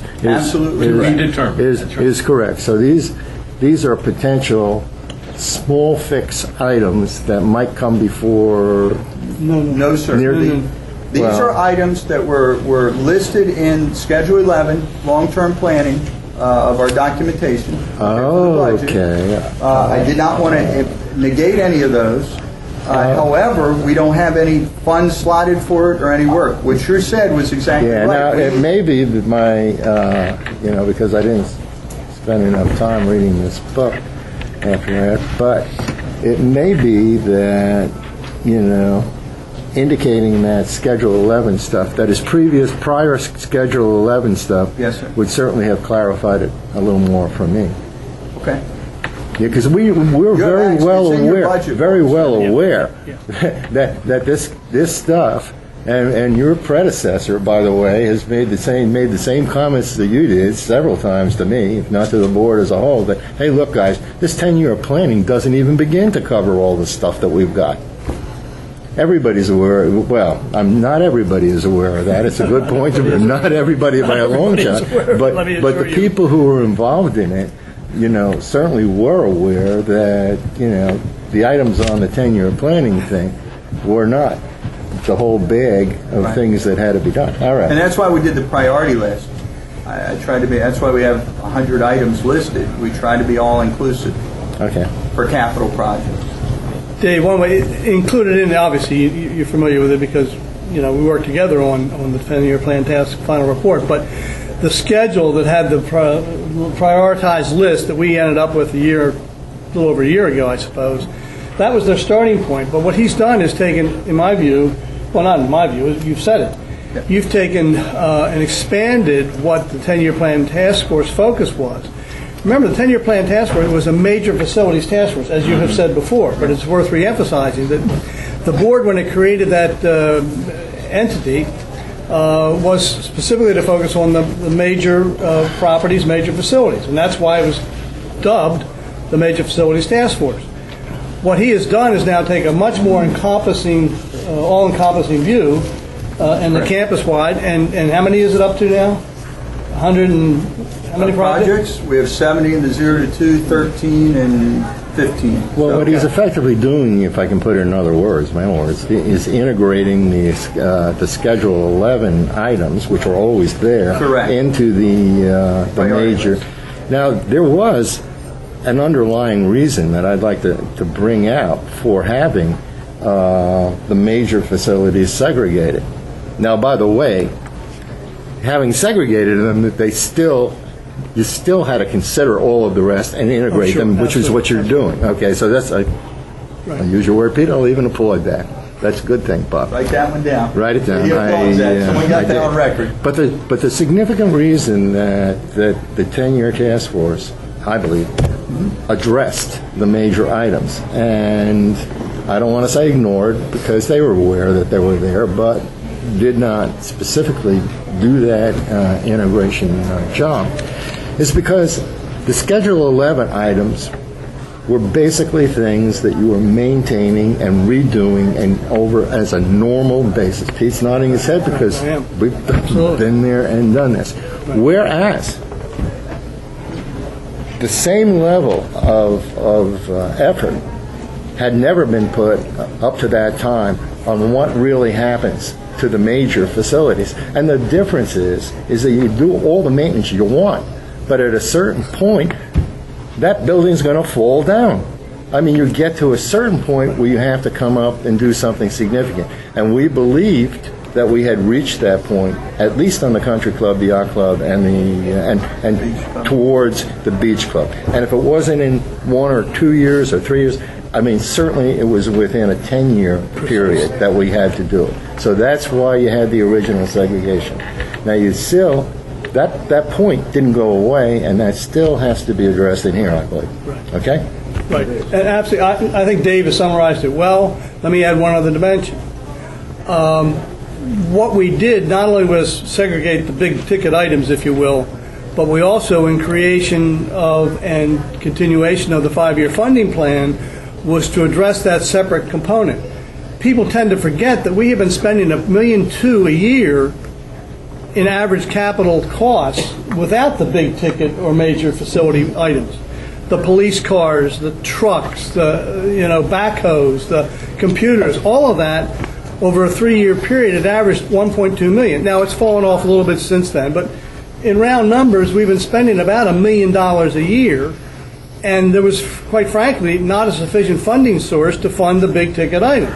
As Dave said a moment ago, and I absolutely agree, not only this past year's board, but boards prior to that understood that there were major expenditures to be incurred because of what was just described. 40-year-old buildings that, yes, you can repair and fix up, but at some point in time, you're going to have to invest big bucks in it. The first example, of course, was the old community hall, which became the community center, $1.75 million. That was the starting point for the replacement of the old major facilities. We haven't done anything with the rest of them yet. That's why we're here talking. But what Bob has done is taken the focus of our efforts, the major ticket items, big ticket items, and integrated it with all of the facilities and all of the needs of the community, which is a much more comprehensive look, and I applaud that. So that's what we're faced with as a board. And again, he's looking for our reaction and direction and so forth. He's got a series of steps. What he's outlining here this morning, I believe, is simply a process. And asking us to get on board and support or redirect, if you will, the process that he's outlined. He's not here saying today we got to spend $1.2 million here and 2.5 there. He's not at all. But it's a really important starting point to get us moving forward to start to do what we need to do, and we've been talking about for 5-6 years. Okay. Moving right along. Go ahead, that's what you said. I mean, right? He said moving right along. Moving right along. I understand the process.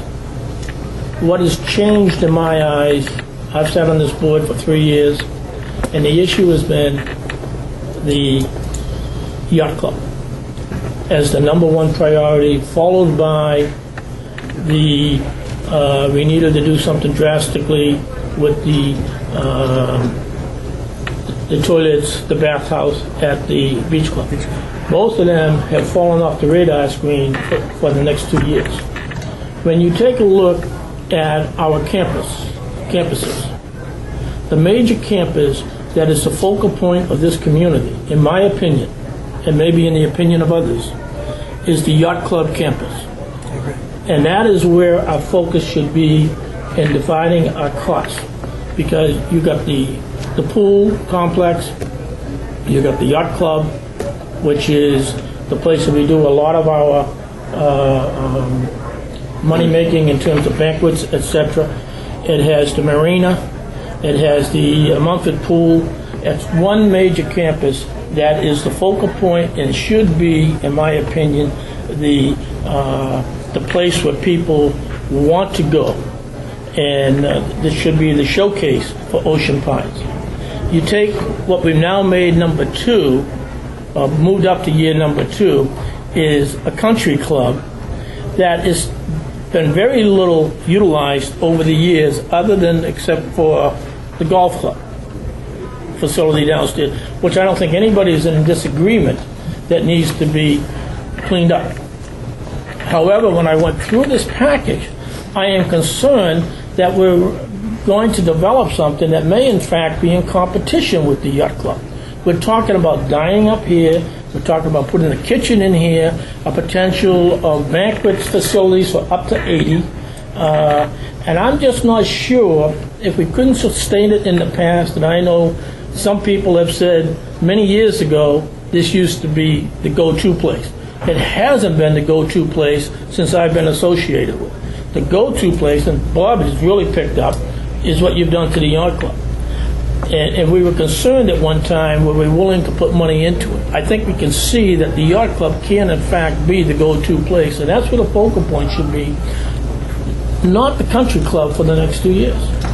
I really believe that the monies that we're going to spend on this, based upon what I've seen in here, is not where the money should go. Right, well, there are no, if I can continue with my report. Yeah, go ahead. There are no money allocated. I understand You that. invited questions, Bob. No, I did. Okay. I did. I'm saying I can answer. I understand there's no, but if you go and start developing this, you've got to develop money, and you made this your number one priority, and you're going to come back to the board saying, this is what I want to do with the country club, when in fact, again, the showcase of this community is the yacht club campus, and that's where the money needs to go. The pilings are falling down. I know you bought 2 to 3 years on it, but 2 to 3 years, you're going to need a bunch of money, and we're going to be spending it on this. We're going to need a bunch of money for everything. Well, we have to be careful. We have to prioritize. We have to. Why don't we let Bob continue on? Well, this is what he's asking Yeah, for, is I- our feedback, Pete. Right, no, I understand. Okay, I and you've understand. worked very closely I with it. understand. I have not been on this committee, okay? Right. And all of a sudden, Although it's we've been a year changed- for me. Well, we've changed horses in the middle of the stream. And that's what we got to be careful of, because the new board's coming in, and we may change horses one more time. I don't think that's what he's saying, John. I think what he's saying is that we've already spent sufficient money to make the yacht club last for a couple more years, or so. couple more years. Now there's another priority for the moment. That's all we're saying. Yeah. Well, and I don't see it as the priority for the moment. That's my point. And I would second John's point that I definitely don't agree that that's the case. Well, why don't we? I understand. But you may recall Tom Terry in the same room a month ago, when Bob gave his presentation. Tom said, you asked the question. You said, now, Bob, I assume that the yacht club will be the number one. And Bob said, not necessarily. Yeah. I want to, so let's hear it out. Yeah, well, that was see where we go. We're not at a point of debating approval Right, or anything. right. Bob, keep going. It's a process, right? Yes. Hi, Bob. Well, maybe I misinterpret something. When you talk about the process, what he wants is the process to go forward to develop the country club along with these others that have already been developed. He's not just describing the process, he's describing what he wants He's got to a 0 do. to 2 list, and it does not include the yacht club. That's not a process, that's his priorities. Yeah, And this is what's coming later should be debated later. Well, I will make one last Well, I observation. agree with that, Les. Yeah. Dave, important for me, because I have the same question and concern you guys do about the yacht club. Why is it no longer one and so on and so on? So yeah, I want to hear more about that. But on the other hand, there's a very important element of this thing, and that is, even though this list is a separate list for 0 to 2, he has proposed that while the yacht club is in the second category of 2 to 5, that be studied simultaneously with the work, the evaluation work for the ones in 0 to 2, correct? Yes, sir. So he's not Understood. and that's important. And he also acknowledges the fact that, John, as a result of that, we may say as a board, hey, by the way, we don't agree with that prioritization, and we think that, so there's a Well, I don't When you agree look with at that that- statement that's studied. And, he doesn't even have in this book, he has a lot of information, but it could be at least this much thicker. Do we have a statement of work that we released in the contractor reports or any of that? All substantial technical information regarding the artwork. Wait a minute. Wait a minute. So, Yeah, it's my turn. Wait a minute. yeah, go ahead, Fred. This book was put together at a directive of this board, in Bob's phrase, rack and stack, when the work needs to be done. It is not intended to answer all the questions of what would be built, how it would be built, how it would be used. If you've looked at the book and read it, it's very clear in here, in the very first pages in the executive summary or introduction, that the objective of this book was to get some order of attention and next steps of evaluation so that we could move on to the next step, get the price, get the use, all the next steps that have to come, that come with what it is a cost, what are you going to do, so that we can get away from this constant, well, I think it ought to be this, I think it ought to be that. We need an order of direction from this board. And what Bob has put together is a list. It is not intended to answer all of the building materials and all of those things that are very important that have to be answered ultimately. But that's not the purpose of this book. And we're going to take a 5-minute break. Before you take the break, the bottom line is, he's asking for board approval of the process. Right. And some of us are not in agreement with that because the yacht club isn't in the 2-year process. That's fine. Okay, so please understand. I understand that. Okay. But let's not misrepresent what it is Bob was told to accomplish here. I don't think we are. Okay. I think you are. I think you are too. I definitely. Let's take a break. I don't think so. 5-minute break. It's good by me. Okay, either way with me. Go ahead. Okay. We're on the priority listings. We've identified the 0 to 2. Allow me to finish. These are in your books. Sports Court Pool Campus, Country Club Campus, restroom. It's on the front 9. There's cracks in the foundation. Swimming racket campus, baby pool. We have budgeted money in there. White Horse Park Campus, the boat ramp. Roads for long-term funding plan, that's again county funding, pass-through monies. Golf drainage, long-term ongoing project. As you all know, we delayed that for this year. I think Mr. List asked that question. It's on delay for this budget year. Casper's going to help us, Billy Casper's going to help us with the, they've been taking a strong look at the drainage project, and they're going to make some recommendations if that project was on target, if there needs to be some adjustments. Section 3 drainage, as everyone knows, that's part of Mr. Furlow's lawsuit with us, and that's something we've requested from the county, is some support there. Just as a note, and I believe I said it last month, but if I didn't, just for clarification, we did submit through Mr. Jimmy Bunning, our commissioner, a letter saying that we would jointly participate in the drainage solution, i.e. provide manpower. And I provided that last month, but just so everybody knows, we have not heard good, bad, indifferent back from them. But that was submitted for the county for consideration during their budget process. He's still working on it, yeah. Okay, next steps. Just clarify what we're doing. If the process we're using makes sense, and the board's of a mindset that what we're doing is working, we will then continue to develop the remaining campus visions. We have the others that have not been fully vetted yet. We will begin development of a general timeline for the renovation, rehab, or replacement projects. We have to start to, not only are we identifying, but we prioritize now, we'll start to build the time frame to have those accomplished. Prepare scopes of bid, swim and racket campus, baby pool and adjacent fence. That's one that's already has some budget numbers to it.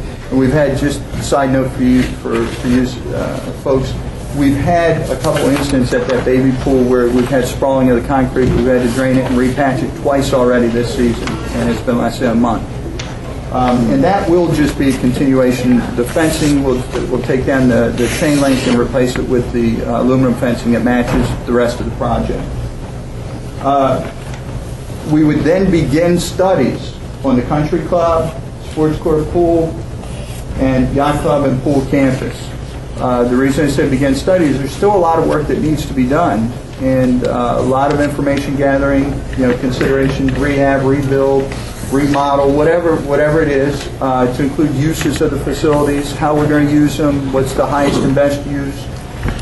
In addition to that, we're also going to have to evaluate the conditions of the facilities. Now, a lot of this information is found in this paperwork, in the reports.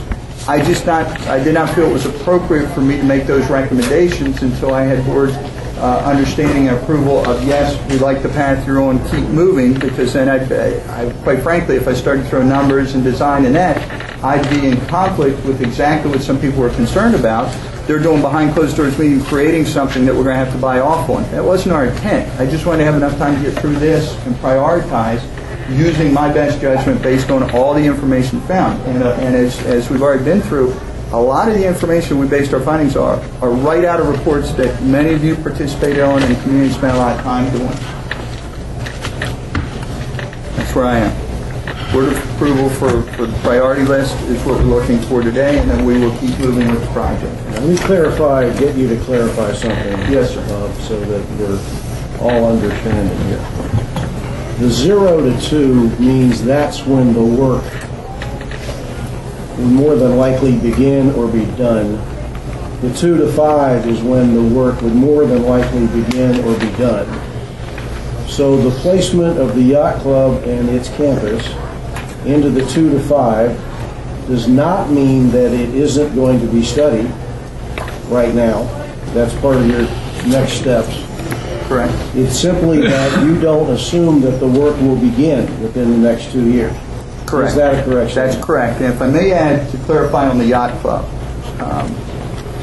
we have, and I've said it for 9 months now, our strategy has been to get us through a 24-month to 36-month period with the structure in the basic condition it is. We would do an annual revisit of the pilings. Mr. McLaughlin was correct. We have some deterioration down there.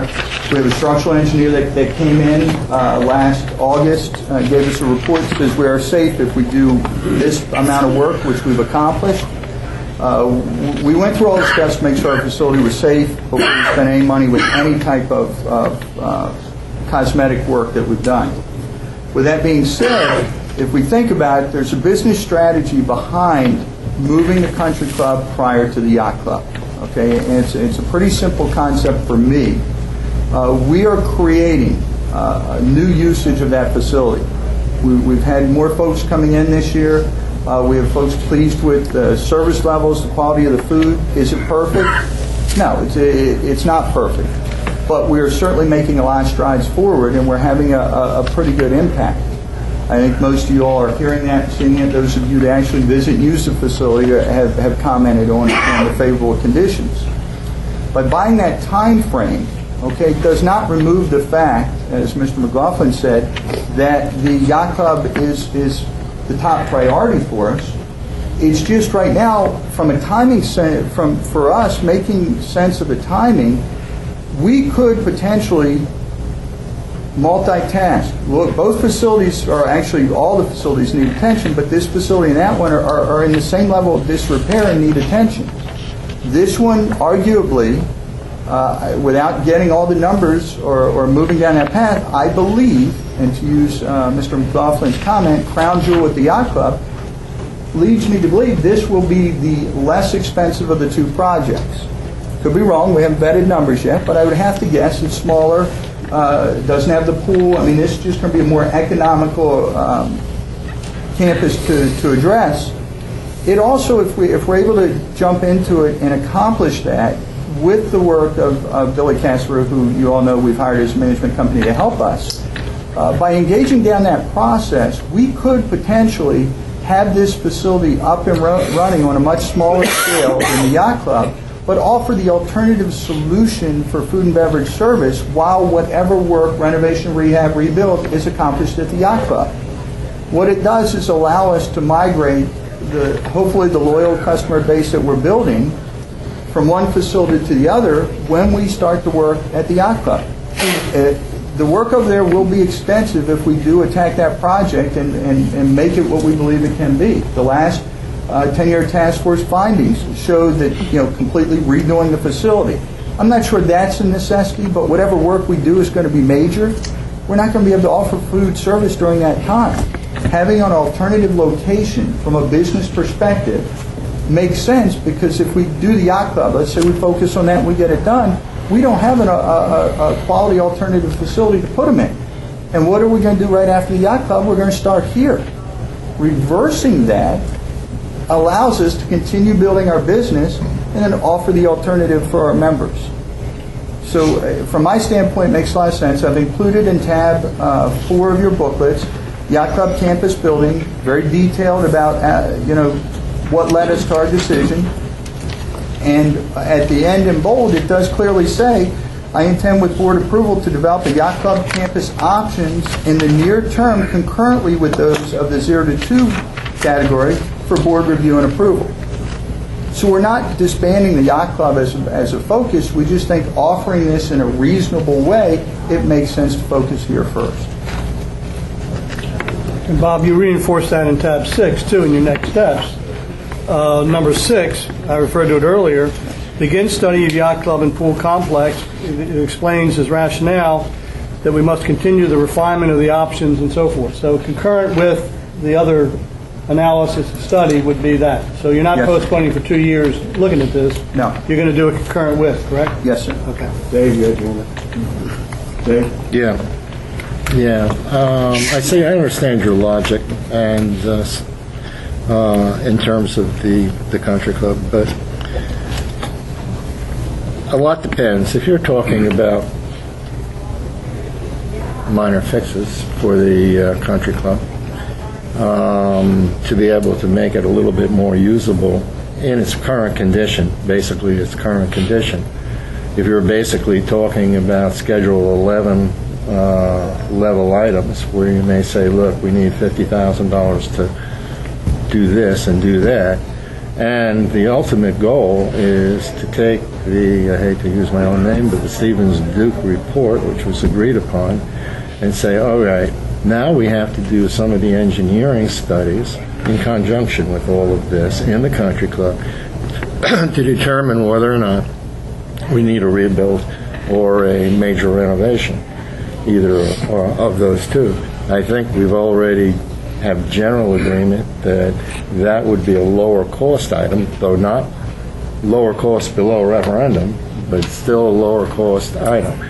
One of the alternatives that was put out in that report, and the rationale for it, was that this building is underutilized, given its size, that it could be built to a smaller size, which would focus on golf, but which could have an interesting alternative, a compatible use, such as a fitness center or whatever, a compatible use. It could have a better rearranged, I don't want to say food and beverage facility, for lack of a better term, an expansion of the Turns Grill, which would be potentially more efficient and be able to serve the smaller banquets, which, by the way, is all that this place does. I mean, or has been doing, and it hasn't been holding very many of them either. It's not any kind of an alternative. If that's what you're talking about in general, the minor fixes until we get to the place where we know what we're going to do with the overall country club, sure. If you're at the same time talking about immediately, after a year's delay, an unnecessary delay, and by the way, in my mind, of establishing what the physical condition of the yacht club is, including the decks, which was one of the primary problems that the previous 10-year task force came up with, along with engineering studies, and say, look, here's where we stopped, and here's where we're going to start again in terms of either rebuilding and or renovating, doing the major renovation. We also need to nail down what's the bare minimum that we need to do to keep that building, at least for a short term. Your philosophy may be, your recommendation may be, and I would support it without even hearing it, that we're going to do this for 30 years. But we have to go and ask people of Ocean Pines, there's no skirting a referendum. We have to ask them and say, look, we think it makes sense to do this for 30 years, and here's why. And here's the alternative that you'll have if we don't. We'll have to spend money on it anyway, and there will be the minimum. All of those things have been already decided, except that we haven't pinned down what that minimum is, and we haven't figured out what the rebuild. We're close. It's not like we have nothing. We had a bid of $2.5 million. Nobody believes it. I think we probably believe it's somewhere in the $3 million to rebuild, maybe $3.5. I suppose. You'll get a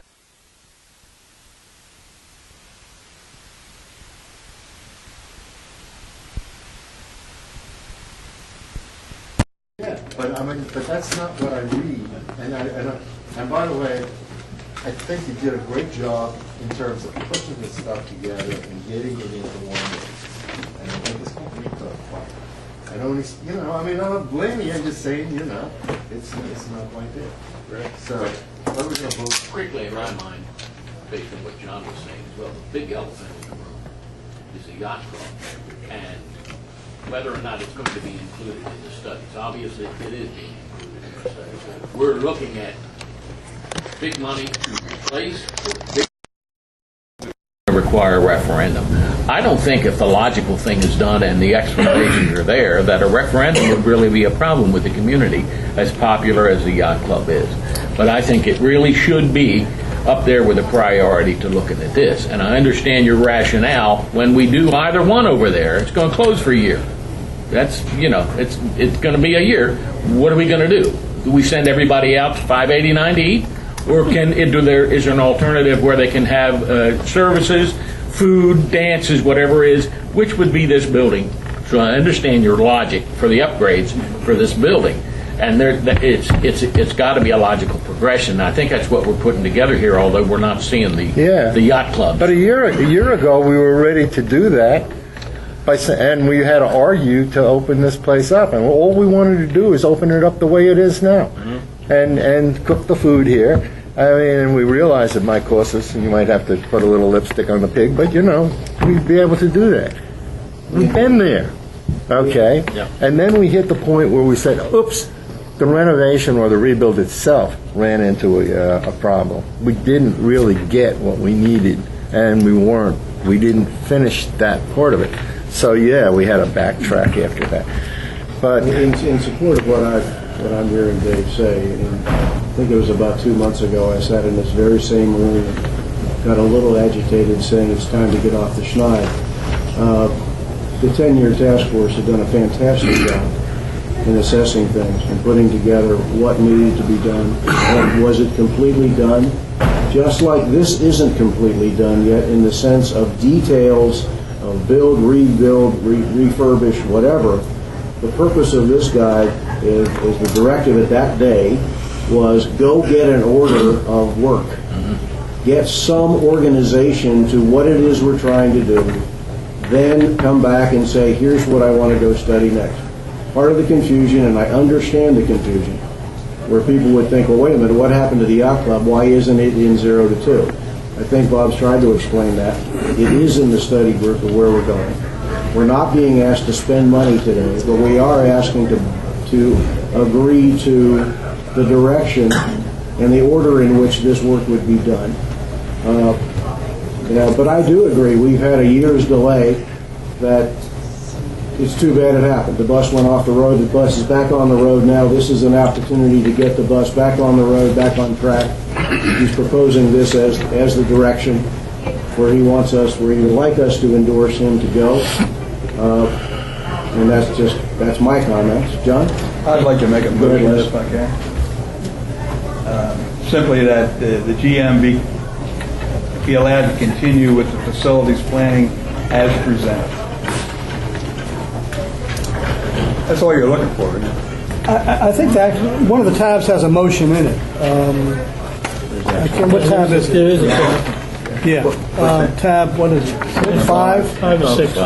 5. Les, I think. There's one there. Is it 5? No, 5's the old one, isn't it? 5, I just found. Second page of 5? Yeah. Okay. Let's take a look at that. This is an expanded version of what I just said. Right. Would you want to make this motion? Well, let's take a look at it. Yeah, that's fine. I think. This is more comprehensive. Yes, exactly. And provides.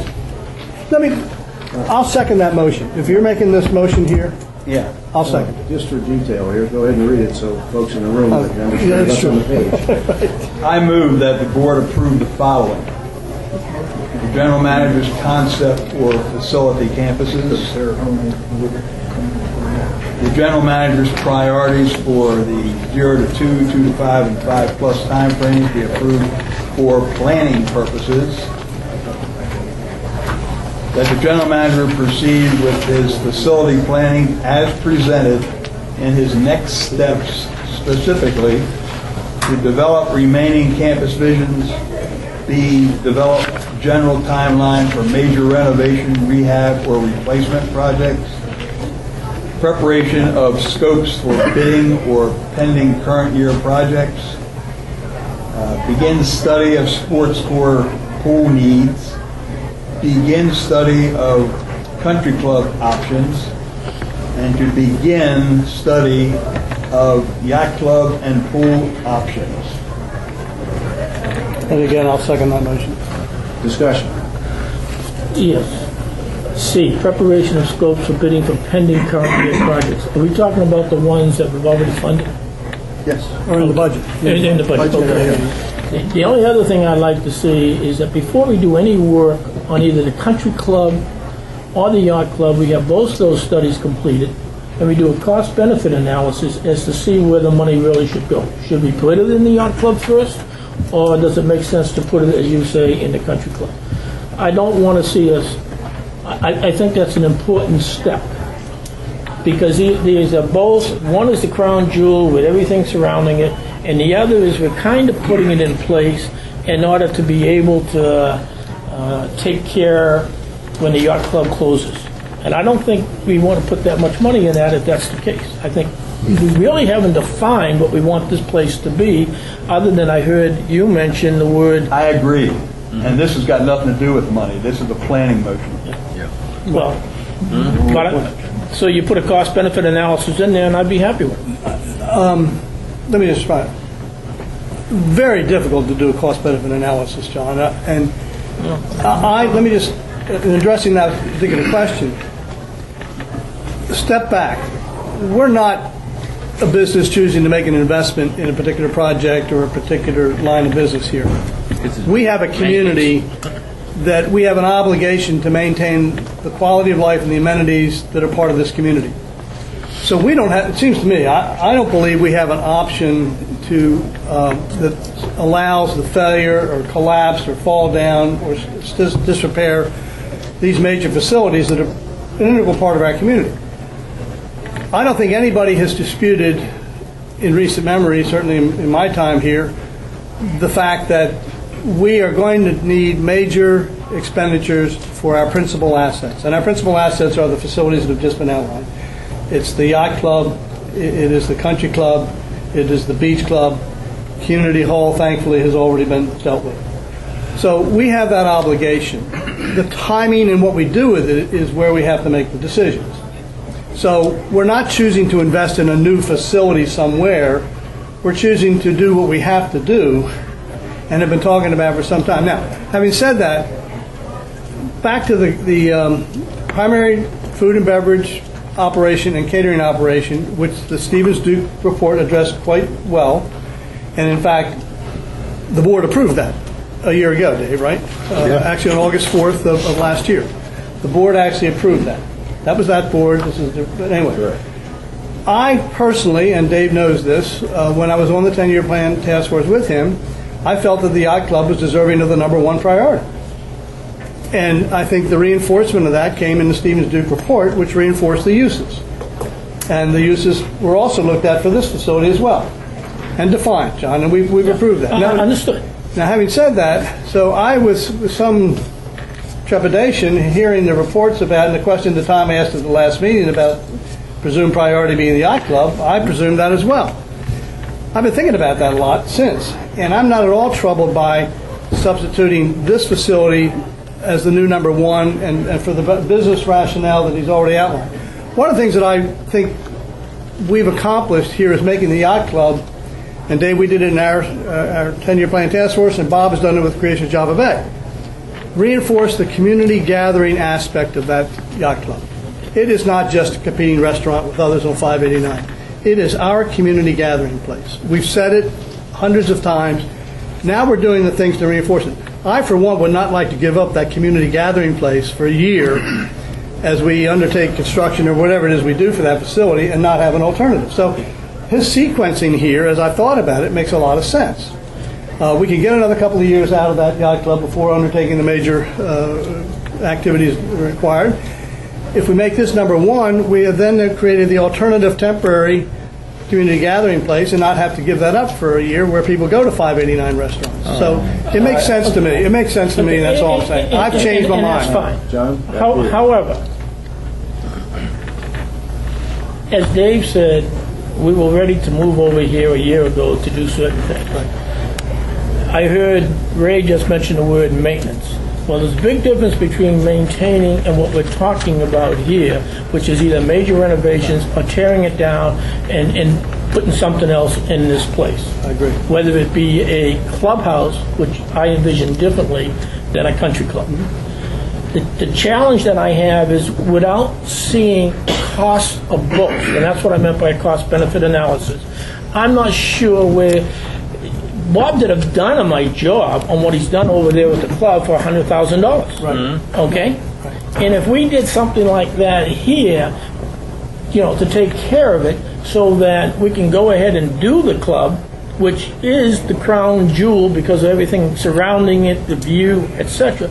To me, that is better spending of our dollars. My only point in all of this is that we don't decide to do something major here without knowing the cost of what it is that we want to do with the yacht club. John, let me suggest something. Les, would you alter the motion that's written here, that you read, to where E and F, the studies of the country club and the yacht club, are presented simultaneously? And I'd be happy with that. Yeah. I have no problem with it. I would, I'd also move that 0 to 1 or 0 to 2 priority. I lost the page. What was it on 6?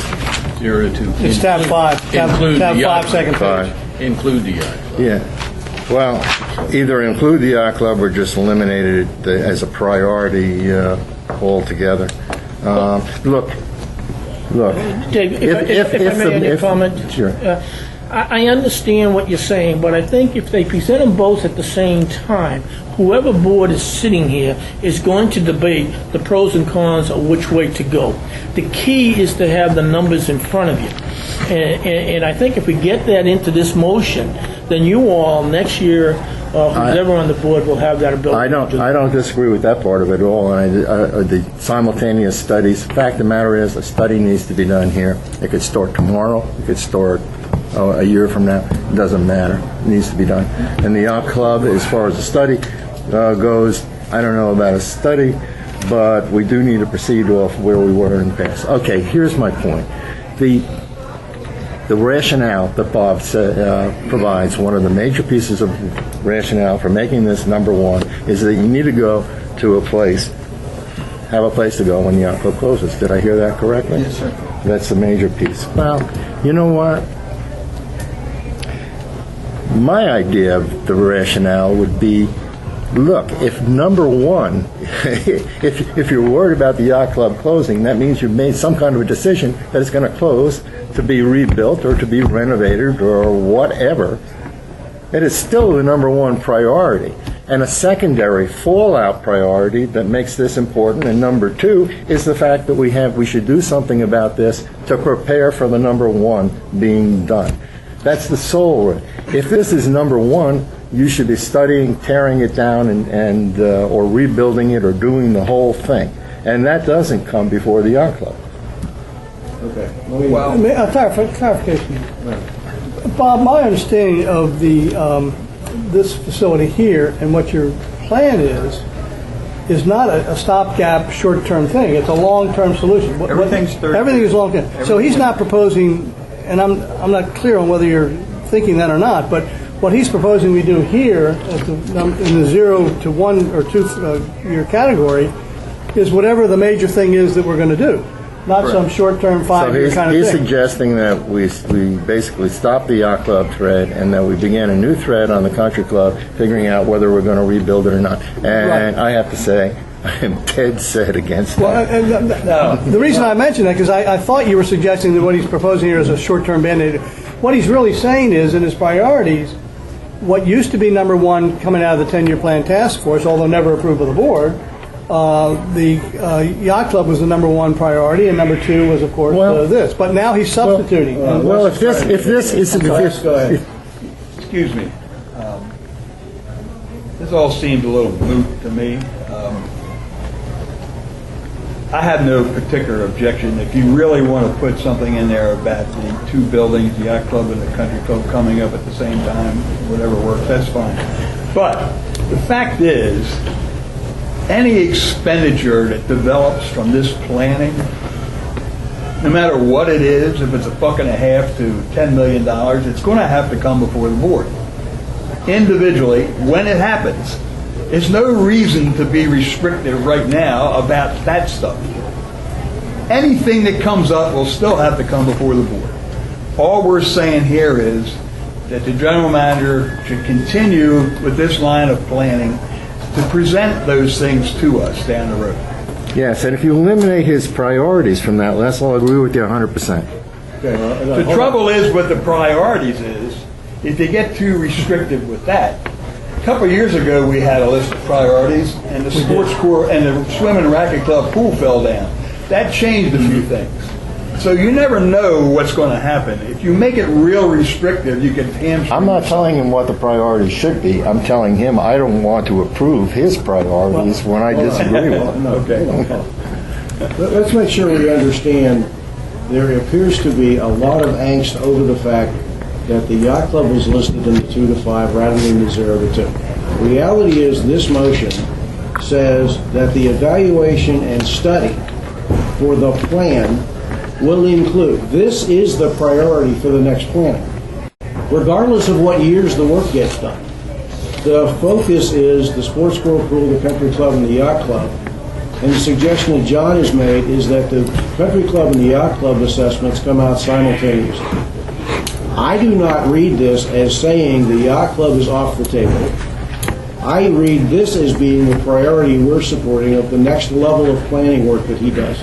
Am I misunderstanding this? If I can tell you exactly what it is, everyone's making summation. I'll tell you what it is. Country club is my top priority. I'm not mixing words on this.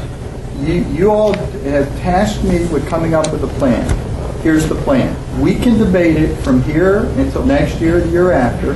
Everyone's going to be mad. We'll lose another year of wasted. I mean, that's quite frankly where we are. I've given you a plan. If you'd like me to reprioritize, tell me the priority. Unless directed by the majority of the board, a cost-benefit analysis, I want a clear direction of what that is, because I've done many. It is absolutely impossible. John, I'm not trying to be, I'm giving you facts. I will do whatever the board directs me to with the majority of the vote. But the fact of the matter is, I intend to get moving. We have vacillated with this for so long. I have now come up with a very clear plan. Not everyone has to agree with it. All I need is majority vote, and we keep moving. I'm not trying to be rude. I'm not trying to debate. I'm giving a clear plan. And I took back what I said about the cost benefit. And what I asked for is to see them both at the same time, so the board can look at them and they can make the decision as to whether or not in year 2 they want to go forward with your country club or with your whatever. My suggestion would be, and which would be acceptable to me, is that we eliminate item number 2 from the motion. It'll basically then say the general manager's, we'll be approving the general manager's concept for facility campuses. Okay, no problem. Number 2, further that the general manager is to proceed with facility planning as presented in his next steps. Specifically is develop the remaining visions, good. Develop general timelines for renovation rehab, good. That's still planning, Les. That's planning. Respectfully, sir, the challenge is, without priority list, I don't have staff to work on, nor do I want to spend the money of the association to hire staff to work on 4 or 5 projects at once. I've given a clear priority for a reason, so we can focus our energy and get something accomplished. If you want me to move in 5 directions on this, it will delay and slow the process. You will not get the result you guys tasked 3 months ago. I think that wouldn't be a bad thing. Sir, it would be if we don't get anything accomplished. My goal is to get something accomplished. Your goal is to do, what you believe needs to be done to this building and do it first. And guess what? Neither I nor previous boards have agreed with that. Understood, and that's why I'm asking for we will decide as a group whether or not to do that. Tom, there's a motion on the floor, and it's been properly moved and seconded, correct? Yeah, we're in discussion. I understand. As part of that discussion, let me just point something out. First of all, I'm not supportive of amending this, and let me tell you why. First of all, I disagree with eliminating number 2. I think we need the priorities very, very clear. Number 2, in number 3, it talks about the general manager's next steps. So what was proposed a few minutes ago, about modifying this is already accomplished. If you look at the next page,